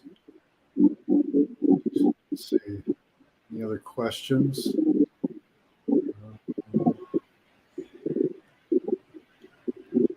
Seeing the mechanics of this realm exposed through sequences is a trip because it presupposes design, which leads me to a sneaky suspicion of it being, I guess, a virtual reality world, which, it was thought of in the past, and so it's not a new thought, but it could be that we are living in a virtual reality. It's entirely possible. Well, the past obviously links to the future. The past links to the future because you're only working with what you have. If you're in a 3D world, you have to deal with the concept of, if you have a certain car, you're not going to walk out of the house and then the next day it's going to be like, say, a blue car when you had a green car. Yeah. I mean, you can't do that. You could do it in a dream. You could do it in an alternate reality, but you're not going to do it in that continuity of your life. But I'll tell you one thing weird that happened to me, okay? This actually happened to me, and it shocked the hell out of me. I was running my store. I'm a regional manager, so I've had several stores at the same time under myself. I was at one of my stores, and it opened that morning, and I had to take the receipts to the bank, and I had to get change for the drawer and that kind of thing, running to go. And the bank was like 5 minutes away, but it was by car, and we crossed busy streets, so I had to take my vehicle over there to the next wall that we were in. So what happened is I was standing in line, and it took a little while. It was Monday morning, busy. And I came back and I drove my car a certain way. And a car, I had to make a left-hand turn into the lane to get back into the mall to the store where my store was at. And a car came by right past me. And if I was slower or if I drove poorly, that car could have hit me. It didn't, but it could have hit me. I left the store looking a certain way. Okay, now I know how it was put together. When I got out of my car, I came back into the store. It was completely changed. I did not have enough workers to change the store around where it would have been so different. They wouldn't have had the time element to do that. Yeah. And knowing what I know, immediately I thought, did I enter into a slipstream while I entered into a different Mandela effect, multiverse? Was I killed by that car? And was I killed by that car in a traffic accident? And I no longer was in that existence, but I wasn't ready to go yet. So I stepped into this existence in this reality. Interesting. And that shocked the heck out of me. And I experienced it myself. So I'll tell you, it can happen. It happened to me, and I was quiet that whole day. I was just looking around like, what? You know, it was pretty much the same. There wasn't that much difference, but there was enough that was different so that I knew things were different. So that was a kick in the head to me. Wow. So I experienced this firsthand. Neat. I've never had it myself, so cool. I think some people in chat have. I'm not sure. The citronella effect, the love says. Oh, they want to. Well, I was talking about citronella because I sell citronella. In fact, our company was one of the ones that developed it. Oh, nice. Yeah, we developed a certain strain that was brought over by some friends there in Michigan. And her father is from Holland. And a lot of the growers in Michigan are from Holland. And the greenhouses there are just amazing. And they're development greenhouses. So what happens is that she brought the strain over and we developed it for the industry. And of course, one part of it went for, like bug sprays and cosmetic usage and that thing. But then the other part, our part of it, and nursery usage, came into our realm, and we helped sell it for her. And we've since developed a whole design of things for anti-pest movement, kind of like in the garden, to help people with their health. So that's part of my work. I've also listened to our ethnic customers, and we've brought a lot of ethnic vegetables from Southeast Asia, from China, Philippines, South America, Africa. We get people to give us their seeds. And these are seeds that could be, grandma's special cucumber from Africa, or a special bitter melon that helps diabetics from India. And we've helped develop these things in Michigan, in Kalamazoo, in the biggest growing consortium in the United States. And so we've developed these plants, and plants are allies, and they're living things as well. And they're into our consciousness. As anybody, you've heard of the ayahuasca movement and that whole thing, and the experiences people get through plant spirits talking to you. It's called entheogens. And so I don't really do entheogens, but I am aware of the effect that they could have in somebody's life as a teacher. And so what happens is that I don't sell entheogens, or if they are, they're used, regular plants are used by people for their own purposes. and that's their thing. But I'll try and tell them, a little bit about the plants. Yeah. Your body Different types produces of DMT, so right. So you don't need ayahuasca or anything like that. No. There's a lot of native European plants that our ancestors used, and we have a big world usage of mushrooms. Yeah, that's from another culture. I mean, you have to approach another culture's usages and their ancestral traditions with respect. Yeah. And a lot of people just think they can just go in there and it's one big global community now, and there's no ancestral traditions. And I never go to someone else's tradition and never pay their ancestors respect. I'll always bring something for their ancestors. And if it's burnt or if it's put in the garden or to decay or whatever, that's fine. Or if it's like a shiny coin or something that's put on the family altar, then that's fine. But I always respect another tribe's ancestral traditions. Oh, I like your cat. Thank you. I used to do feline rescue for 40 years. He needs his screen time. This is the only time he sits. This is the only time he sits on my lap is when I'm talking to. His name is Max, actually. My name is actually John. I prefer to go by Max, but okay, I've kind of adopted that name. So, but this is Max. He's my little icon that you see. Yeah. Hi, Max. Hi, Max. So,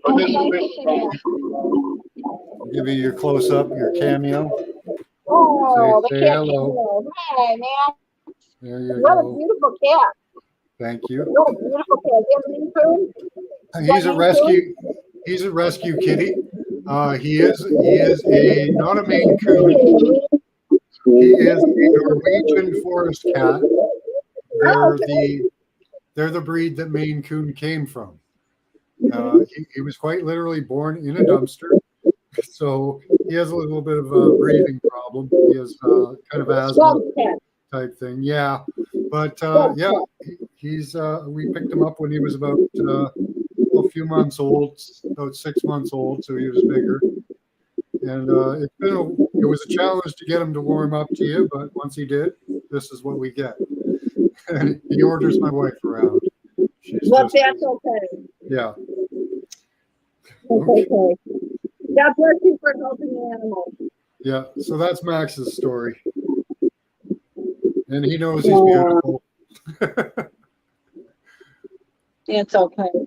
I'm catless right now, but the last one I had was 20 years old.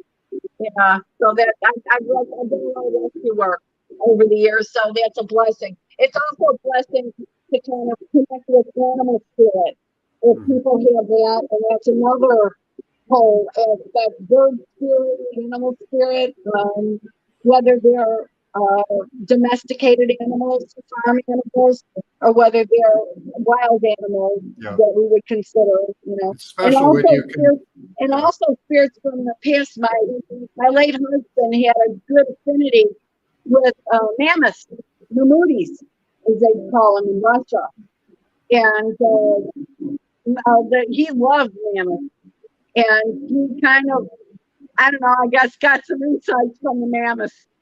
And he would, this might be ancestral memories, who knows, from different cycles and eras of time. Yeah. But, there's a lot of things that you can tap into with animal guides, animal spirits, and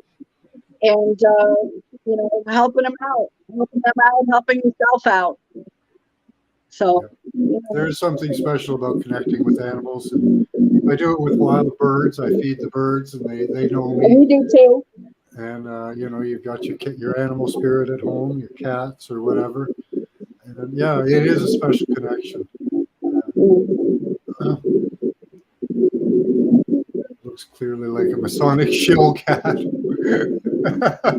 He's wearing a tuxedo too, Isabella. So he's tried to get me to overthrow the world many times, unsuccessfully. Yeah, you know what? There's, everyone thinks a Masonic, but they don't realize that there's a lot of organizations and that our parents and grandparents used to belong to. They don't belong to them as much anymore. But my late husband, Ed, used to belong, his father was a member of the Moose. And my father was a member of Lions Club International. This was very big in the World War II era and beforehand, because before all of the governmental help was expressed in Congress for people, there was no charity. There was Catholic charities, but there wasn't a lot of charities unless it was from your own family. Mm-hmm. So what happened is that places like these things like the Moose, they had Moose Heart, they established Moose Heart and Moose Haven for widows of the Moose members and for orphans of the Moose. My husband grew up there after his father died when he was 13. And there's different groups that had this, the Odd Fellows. But one of the side benefits from being a lodge member was they did ritual magic. Did you know that? They had competition magic teams. Oh my goodness, I didn't know that. If you go, I don't live that far away from Moose Heart. It's in Aurora, Illinois, and we wanted to go for the 100th anniversary of the founding of Moose. And he brought me into the particular part of the lodge where they did ritual magic, and how they had the special gloves and the robes and the capes and this and that, and the Order of the Eastern Star for the women. Okay, and this was in a Moose Lodge. In a Moose Lodge. Yeah. Wow. So if you think in modern era that, oh, well, we're all Christians and we didn't do this and we didn't do this. And I'm like, yeah, but down the block, honey, down at the Moose Lodge, they're doing it on Tuesday night when they had their meetings. And we were talking about the concept of, I think on Duck was on the concept of radionics and radionic tower. They have a radionic tower that they play to every Moose Lodge when they have their, I think, Tuesday night thing. And he had the image of little curly head with this little orphan boy, and his expression was little curly head. And he was this little kid from the 1930s that kind of had curly little head, and he was playing his little hair, 5-year-old kid. And everyone had to face a certain way, just like almost like they do at Mecca. And they play their energy towards this tower. And it's like being down into little curly head so he could study the next day at school. So little curly head will make something of himself in life. So that was the concept of what they did charity-wise for their orphans. And I thought, oh my God, this stuff is everywhere. And how it expresses itself in modern era is, you know, like the 1920s, the 1930s, it was really amazing. And how they use the concept of uranium. Do you know about what they did with uranium out in the West? How they used to have those, there was a big deal. My husband collected them. There was a big push in the 20s and 30s for, like, this is before, you know, when they used to have the concept of iron for blood, you know, Geritol. Well, before Geritol, they used to drink uranium water. Oh, and they okay, used to make these stoneware jugs, and they used to put into the clay mix, they would put uranium in there. These jars are radioactive. Yes. And you'd put water in them, and you'd have a spigot in the bottom, and you'd drink your water out of these, and people were wondering why in a year or two their teeth started falling out. Yeah. And their guts were like, they died of cancer in 3 years, you know? Yeah, they used to x-ray your foot to put it to pick a pair of shoes for you too. Yeah. They used uranium in watches everywhere. Yeah, I've looked at ads from the past using uranium. They put it in everything, skin cream. They put it in everything. It was the miracle product, you know, of the time. Yeah, I heard a lot of this stuff from my aunts and uncles, and it was crazy because people didn't realize. They thought oh, science is going to save us. The 1920s and 1930s were a big era where a lot of this stuff was developed and found. And this was when they started, astrology started picking up on some of the outer planets. So some of this stuff, the echo of the energy of those planets like Uranus started coming in, and uranium, right? So this is the thing where in astrology, bingo bango, certain things start happening in this era. And why does it happen? And so people don't know how to quite connect the dots, but this is something that I find very interesting. Astrologers know a lot about this stuff. Yeah, and of course, knowing how good it was for us, the deletes unleashed it on us. You know, nice, poisoning us at every level. There's a reason behind the reason when you study some of these things, whether they're in modern or whether they're in ancient, and people don't realize there's echoes of the past in everything that we do, in every modern proclivity or invention that's developed that takes off in society. Yep, I follow astrology quite well. And the energies do dictate movements and discoveries and peoples. We can't deny that the stars and planets they all affect us. You know, and they do sway societies and people. It's and we have those that try to override it. Like some people believe that the church, the extension of Rome, tried to override the past age, and that they're going to try and override this age as well for another 2,000 years, and stop the people from being freed. And it seems like they're on the push for it. I think it's much less an institution and much more players in certain eras that push different things. And sometimes certain characters could have got risen to the top because they had a role to play in developing an idea or developing a piece of artwork or a name that would revolutionize a way of thinking that would need to be introduced to bring us the next chapter in the book.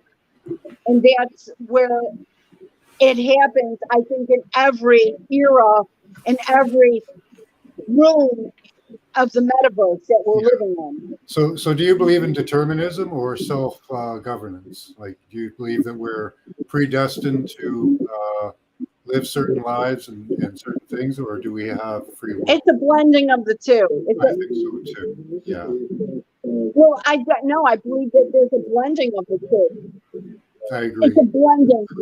It's what happens is that you're determined because you have certain physical proclivities. I mean, I'm not going to make any, proclivities that I'm going to be a logger, in my life. I don't have the physical stamina for anything that heavy. I don't have the physical strength. I'm not going to be a long distance runner. That's not going to happen. So we're born with certain means to do things. I have certain gifts. I can see color very well, so I became an artist. And I took advantage. The smart way to go through life is to take advantage and size up what you have strengths in, and to size up what you have the ability to do, and what you seem to be good in, and go into that for a living, because that's not going to be work for you. That's just going to be what comes and flows through you naturally. So what happens is that you need to have that. And then what you do is you take what has been determined for you, and then you make decisions based upon that. And then you go through life seeing, where life takes you in your little boat going down the river. But you can design your own oars to see where you want to go. Yep. And where you will end up and where you will find a job is where your ancestors and the gods will lead you. where God leads you through, and that'll be your own journey of self-discovery. And don't feel bad if you're a stay-at-home mom and that's your job, and you feel like, oh this I'm nothing, and I'm like this. And no, you're raising important people that are going to deal with the next 60 to 100 years. That might invent something, and they might have learned it at their mother's knee. So that was their race to run. So that's what's important. So it's I would say it's a mixture of the two. Natural flow and a few extra bucks, Seattle boy, or Scotty boy, sorry. Yeah. That's cool. Yeah. That was an interesting thing last night of the Seattle Space meal. I saw a big flower pot based on, it was like a big tall flower pot. It was a rose pot. It wasn't like, and it was like a container. Yeah. And then I saw it on rich brown, like a red brown earth. That was really moist. The earth is that color there.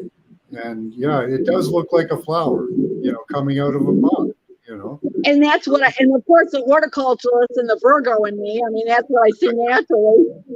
So that's how my considerations were working. Mm-hmm. So that was kind of an interesting thing of how things happen and how your own filters define what you see. Yeah, our own experiences.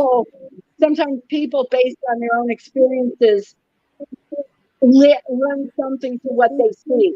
Mm-hmm. And I guess I do this right. But when I heal somebody, I like to look at a picture of them if I can, or hear their voice.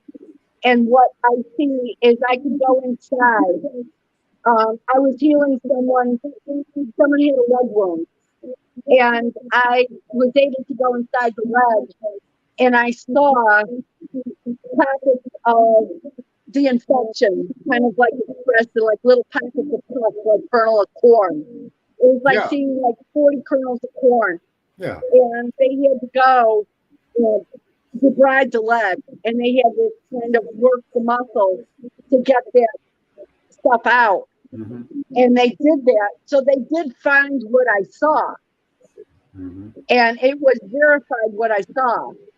And I got another girlfriend of mine who's also a broker. She did one part of the healing, and I did the other part of the healing. She worked doing one part of it through sound, and I did the other part of it through physical motion. So what we did is we worked. Sometimes what we do is we can see, because we're in the ether. We're in the other realm. The phone. We're in the soul realm working. So we're not. Yeah, she's in Florida and I'm here, and the person was somewhere else. But the point is that what we did, all three of us were together, right near each other in the other room, and that's how we healed each other, and that's how we healed this person. So, they were able to get better. Their leg is still healing. It was a rather intensive wound that was kind of not taken care of and let go for a bit. Mm-hmm. But the thing is that it does work. Yep. And I healed a lot of people that way. And they used to come to my garden center. And sometimes the least of what I do was there to sell flowers and cucumbers and tomatoes. I was there to heal people. And I'd tell them to come and, like after the lunch crowd's over, and sit down in a chair, and I'll give you the healing. And I put my hands over their spine, because the energy being up and down the electrical cord of their own bioelectricity will tell me where to go. So I put my right hand as a grounding on their shoulder, around their spine, around the back of their neck. And then what I do is I run my left hand up and down their spine, and I do not touch anybody's body in a manner right on top of them, because I safeguard the person's modesty. Yeah. And their their own intimate part of their own self. I don't invade that. But what I do through spirit is that the energy transcends down into where it needs to go. Mm-hmm. And we can see different colors, spirals, energy. Sometimes I see their ancestors. There's been several people that have helped transition in the hospital over to the other side. And I'll give some people that are there, like, the energy for a day of what I carry. And I'll hand it to them, kind of like I'm clone it into them for a day. And I'll say, you're the grounding, and I'm at the head, and you're at their feet. And what I've done for the dying is give them a benediction to purify and cleanse their soul. So when they leave the body, it's like a straight shot up to where they need to go. And it's like rest easy and go with grace and go with God and go to your reward. And to take the lessen the pain. And nurses have told me over and over again that the pain medicine that the people that were dying have needed was, they said they couldn't even believe it. The doctors were like, what are you doing? And it's like, well, it's not me, it's a grace of God. It's a grace of God in their own faith, healing them, and maybe their ancestors that are here helping them to cross over, because you never die alone. You never cross alone. And when you're in problems, you're never alone. The grieving widow is never left alone. I could attest to that.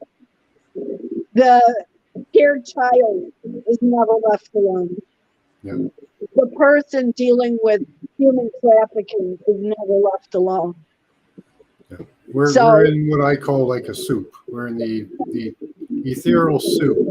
We're not separate. We're all part of the same soup. Some of us are just little chunks. That's all. Well, those chunks are all connected.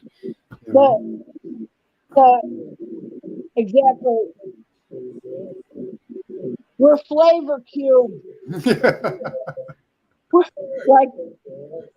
like beef broth cubes. I wouldn't mind being a little piece of corn. That's okay. Yeah. Well, a little husk. Yeah. Well, the thing is, how to make things energetic is, if you want to pray, is to pray every night and to put yourself into that and to say, what prayers that I could do to alleviate the suffering of somebody I may not know, or the fear of somebody, to lessen their fear, or to lessen their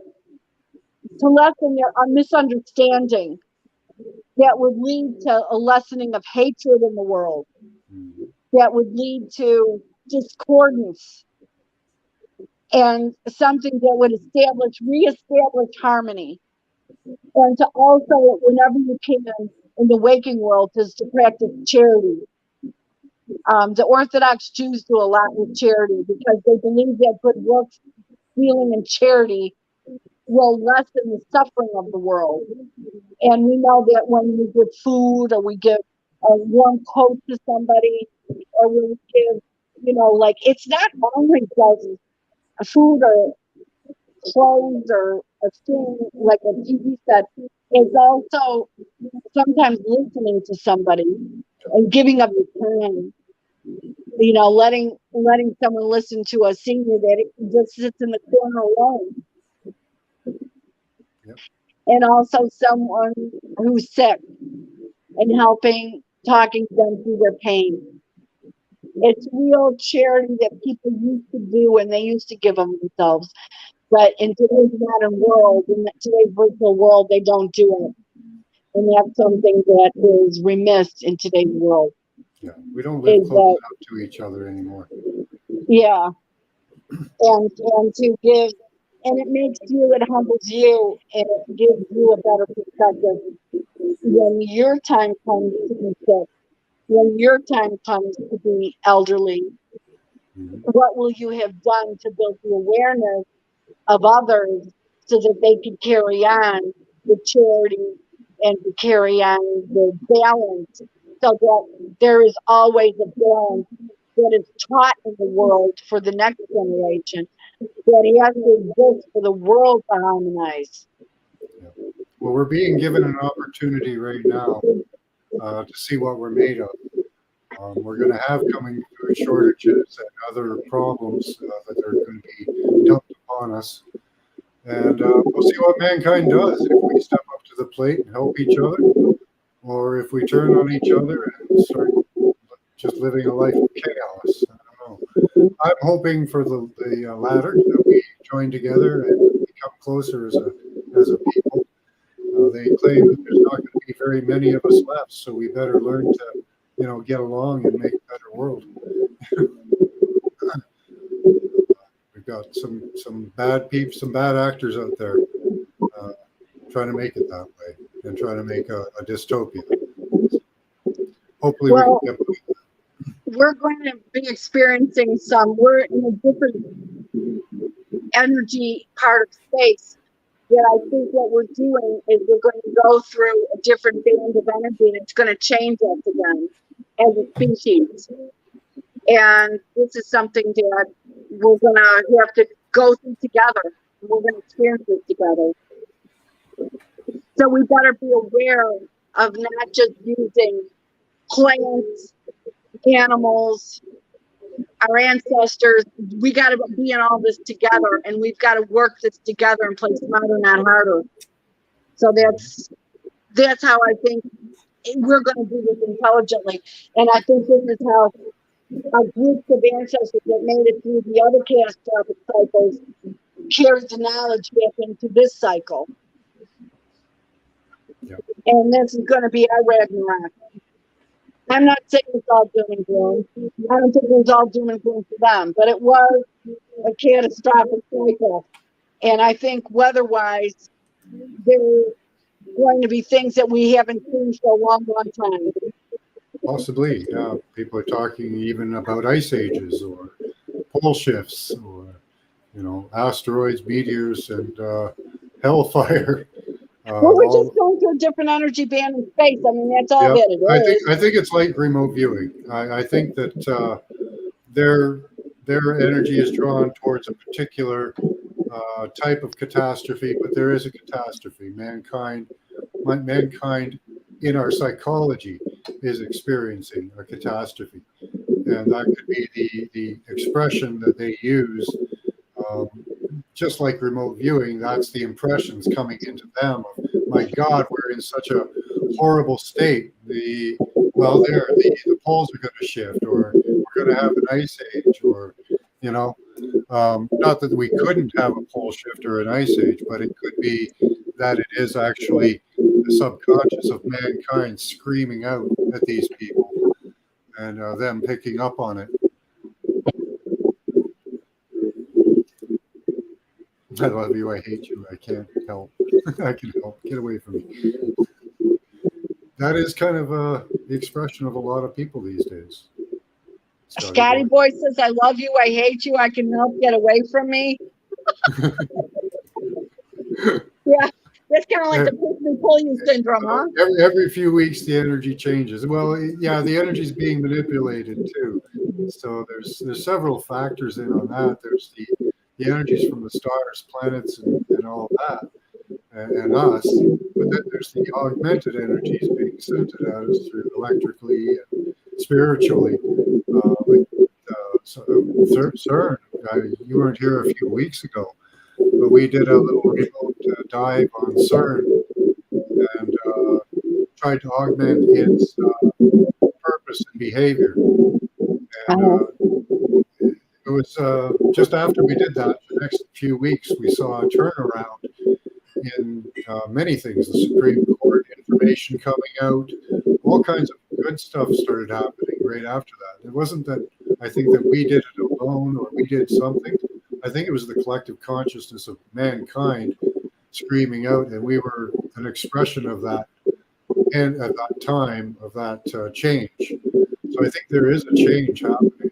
We may have added energy to it because we've all been adding energy to wanting change for many years now. So just my thoughts on that. Well, that's there's going to be a lot of things that we're going to see that are going to be I think there's people behind the scenes that we don't know of and we don't understand, but there's it's been a long haul to establish these sciences, to establish these high-tech machines that will do certain things. Yeah, actually, I was going to comment that being a horticulturalist is probably one of the only fields I really respect in modern academia. The rest of them are pretty much hogwash and BS. When you look at their science and stuff, their observations are fine, but their interpretations are just hogwash. Well, we're based in botany, and then the greater science, biology, and it's the study of life. And we're looking at nature as clues, but you have to understand that the plants that we're dealing with now are modern hybridizations, and they're hybridizations of things that wouldn't have happened naturally. And of course, we're not just talking about hybridizations, we're talking about GMO. And this is something that our ancestors, as far as we know, we didn't have these things before. It might have happened in other cycles, and off-worlders could have given us this as a science back then, but there would be no way to prove this. But I would say now they have to deal with how our bodies are changing. And that's part of the reason that we're doing what we're doing now. Is with the GMO, the concept is there's such variances in growing patterns that the modern concept of how food from the farm to from the growers to the producers, then to the market, is dealt with in such a way that there's very little concept of fresh food. The preponderance of fresh food is much less now, and people cook less from scratch than they did in my mother's day and in my grandmother's day. And so the problem is that you're eating a lot more pre-prepped food, which means food has to keep a certain way. And in the food chain, the problem is to keep things clean, to keep things where there's some viability of fiber and nutrition and taste. Yeah. So the problem is that we don't really have foods developed for the natural table, like what we would do when I was a child. We had a garden in our backyard, and in summer, what we would do is, if you want, you have some sweet corn with, like a chicken or steak or a top with your dinner. You go out, grab some tomatoes, you grab some lettuce from your garden, you make your salad, you chop up an onion. You'd have all this stuff in your garden, and that would be a non-GMO product, probably. Right. These were just things that you grew on your own from the garden center. Or we had a garden. I grew rhubarb and all kinds of tomatoes and chives and spices. Or if you didn't have the room for all that stuff, sometimes on a weekend you'd go to a U-Pick center, to an orchard, and then you go pick strawberries, you go buy strawberries at the farm stands. And you buy a whole big thing of them. And I used to do that with my aunt. We used to go pick blueberries in Indiana, and or strawberries. And my aunt was a big one for putting up jams and jellies. So we used to go camping. We used to go camping and pick wild blueberries. Yeah. And make them into jam. Yeah. Yeah. So the thing is that you pick it yourself, and you have that background. And a lot of people that work, like you said, scouts, they did that too. And so what happened is that you put it up yourself, and you get how food was put by back in the day. Now nobody has the idea of how to even can, or what it takes to have to even prep the cans to the bottles, to do the canning, to do it safely. Here we do. We have Freedom Grower and others that are very into Well, gardening there you go. Well, I and mean, I canning know and how to do it, preserving. Yeah. but what So, I'm saying is that for the common people, they don't oh know, they yeah, don't have a clue. They're not taught to have a clue. 99.99% of the population probably. And they don't, what's being taught in home economics classes today for high schoolers is completely different than what my aunt did. So this is something that just, but the strains that are grown today, like for instance, I don't know if you know about some of the rice, rusts, the wheat rust, all the grains have rust on them. The modern hybrids are Oh, I all didn't know that. disease ridden, and they can Wow. only come out with the new hybrid for so long before UP99, which is the wheat rust, you can't even grow it in that soil in that area anymore because it's contaminated by Wow. UP99. Is that So that is that a plant won't even GMO? grow. Is that a That GMO? plant won't grow to produce anything. Is that a So what's GMO? going on is that horticulturists know that it's a race against time before a lot of the plants that we have now will not be able to be grown because the hybrids can't even support it anymore. That's why we've gotten to GMO, because GMO is the genetic thing is the Yeah. only way we can support the amount of people on the planet to meet the need for hunger. It's not a question of ethical or not. It's a question of whether you can even produce enough. And we're seeing food shortages now because it's all catching up with us. Yeah. Energy cycles, weather cycles, we're going through different area and space where the plants are going to not be able to respond to the ones that were developed in the court of time, split apart. Do you get that, what I'm saying? The bigger picture of what I'm saying?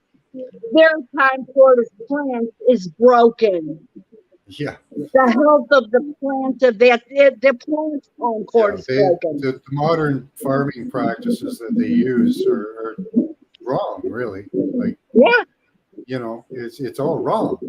Like you got places like the Netherlands that are doing it in a decent way, and nobody follows those practices. Why? Right. Nobody fallows fields anymore. You just pile more fertilizer on. And that's going to deplete the soil in itself. You know, my God, what we're doing is rape. You know, people that deal with the soil is the most important thing. If you feed the soil, what I tell people, you feed the soil, you feed the plant feeds you. That's it in a nutshell. That's a mathematical equation. And we're talking about more natural solutions to that. There are, like fish emulsions are fantastic for the soil. That's the natural process used in my area. Is the bears catch the fish, drag them up on land, and that feeds the soil. Right. So, we could do it much better. How long did you study horticulture? Well, people have to learn how to recycle. The problem is that you have modern horticulture versus agriculture. And horticulture and agriculture, that's where the one road goes separate. And the problem is that it's a time factor. It's harvesting a big crop that feeds a lot of animals, that creates a chain, because you have to say harvest corn to feed hogs for pork production. So it's now they're doing it for fuel. They want to use it for fuel, right? All of it is done in a big business factor. It's not done small scale like it used to be. Small scale is pork, large scale is ag. Right. Oh, Illinois, where I live, every sixth corn plant is used for biofuels. Yeah. Ethanol. We're a big ethanol producer state. So, us in Iowa. Yeah, and it makes no sense. We've got enough oil. we should be using that for food. We wouldn't have not that corn in itself, but better crops. We could be using that land to grow food instead of that because we've got enough oil. Well, what we have to do is go back in the time cord, travel back to time cord, see where the road split, and repair it. Yeah. But we can't do that in the big business version. So what we'll have to do is split back to where we need to figure out how to repair it in this part of the time cord. Back when the small farms started going away. Well, the native flowers, a lot of the native flowers, we don't have the butterflies. Like what happened is the monarch butterflies in Mexico. Well, we expect them to have flowers that are imported from different parts of the world, and that's what they have. They can't eat that. They want the milkweed. They've evolved for thousands of years having milkweed. Not red geraniums, Yeah, we get them up here. To boot. So, and flowers that come from different areas all over the globe, that's nice. It might look pretty. It might be but I've championed the ornamental use of using native flowers and have versions of native flowers that don't grow 5 feet tall and take over your front of your house and look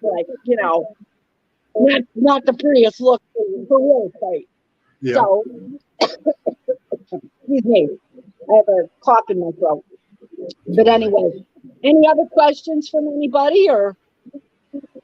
No, it doesn't look like it.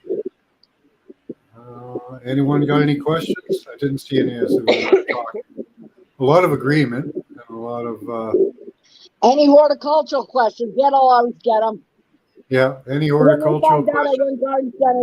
Is Freedom Grower still here? He's really into his gardens and his food and that. There's a couple of others.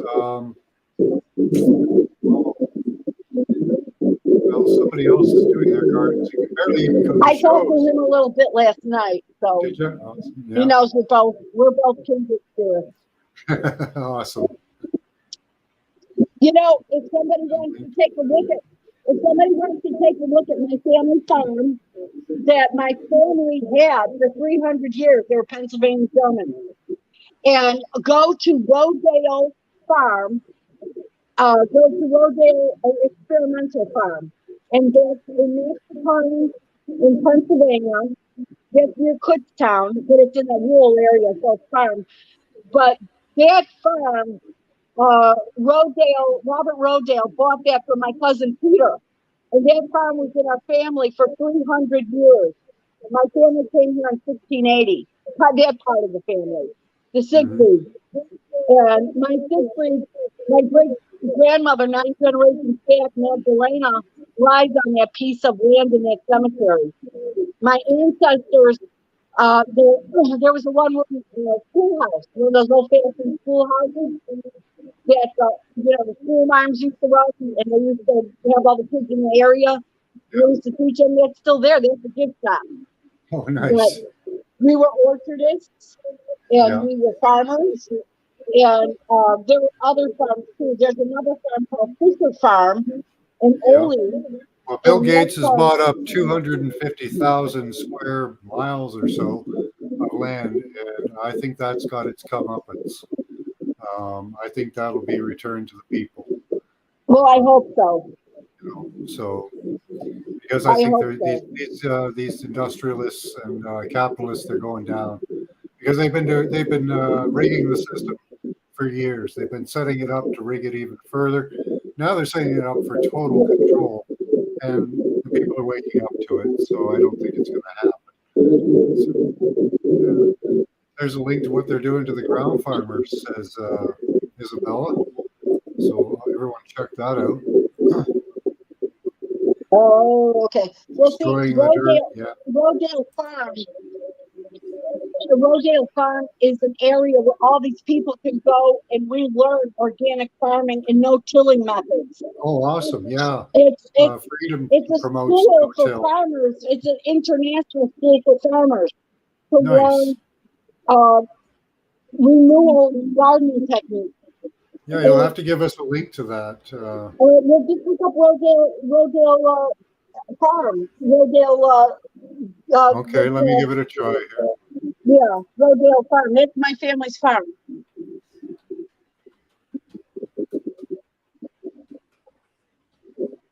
RODALE. They were the publishers of Prevention Magazine. Okay, pioneers of, there we go. Organic Gardening Magazine. Yeah, we have them here. Pioneers of organic agricultural research. Yeah. Nice. So that's my family's farm. Share this.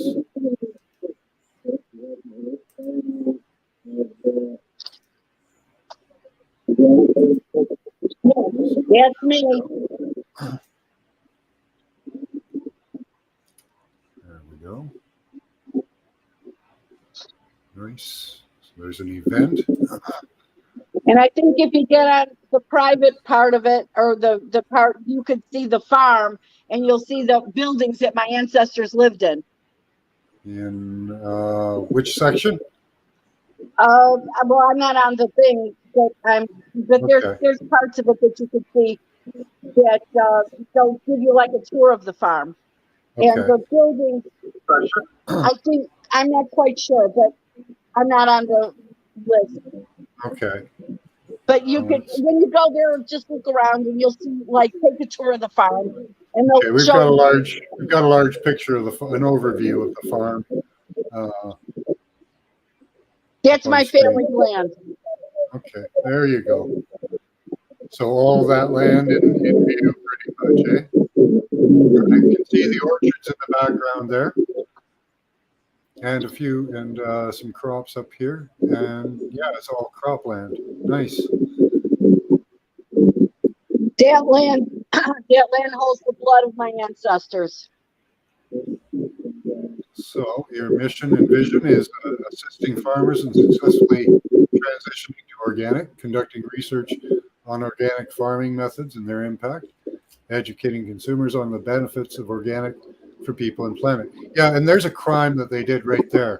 They forced these people in Sri Lanka to use organic fertilizers, but they gave them no instruction on how to use them. They gave them nothing. They just threw them over to this and said, you have to use this. And, you know, if they had something, a resource like you to help them out, right, a lot better, you know.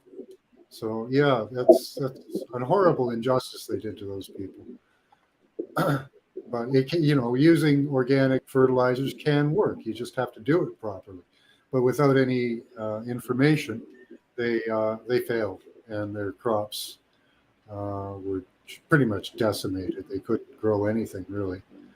And they've had to overthrow their government. And I hope they're going to return to the practices they know so that they can feed their people. But it'd be nice for them to go to in a more organic way. But for the meantime, I think they've just got to feed their damn people, you know, with what they know and understand.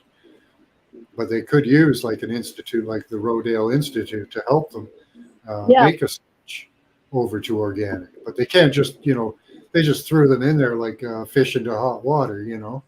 It's that was terrible. So that's awesome. Those are my people. Yeah, that's awesome. I'm so glad to see this. Things like this should be promoted and put into practice, you know, like with even, you know, if I don't like government, but, you know, they should be studying farming instead of just mandating farming, you know, by globalist agenda, you know, which is what they're doing right now. So it's horrible. Okay. Anybody else got any questions about farming? No-till farming, which is a new thing to me. I do indoor farming and window, but that's about Well, it. I'm in Hort. I'm not in farming, but like I said, on my birth mother's side up in Wisconsin, we've got orchards up there that we're in the Okay, family. gotcha. Okay. Just took some edibles out of the freezer. Okay. Okay. All right. Sounds like we're underwater. Yeah, your sound is a little garbled, Oh, but I hope people heard you well enough. I'm sure they did.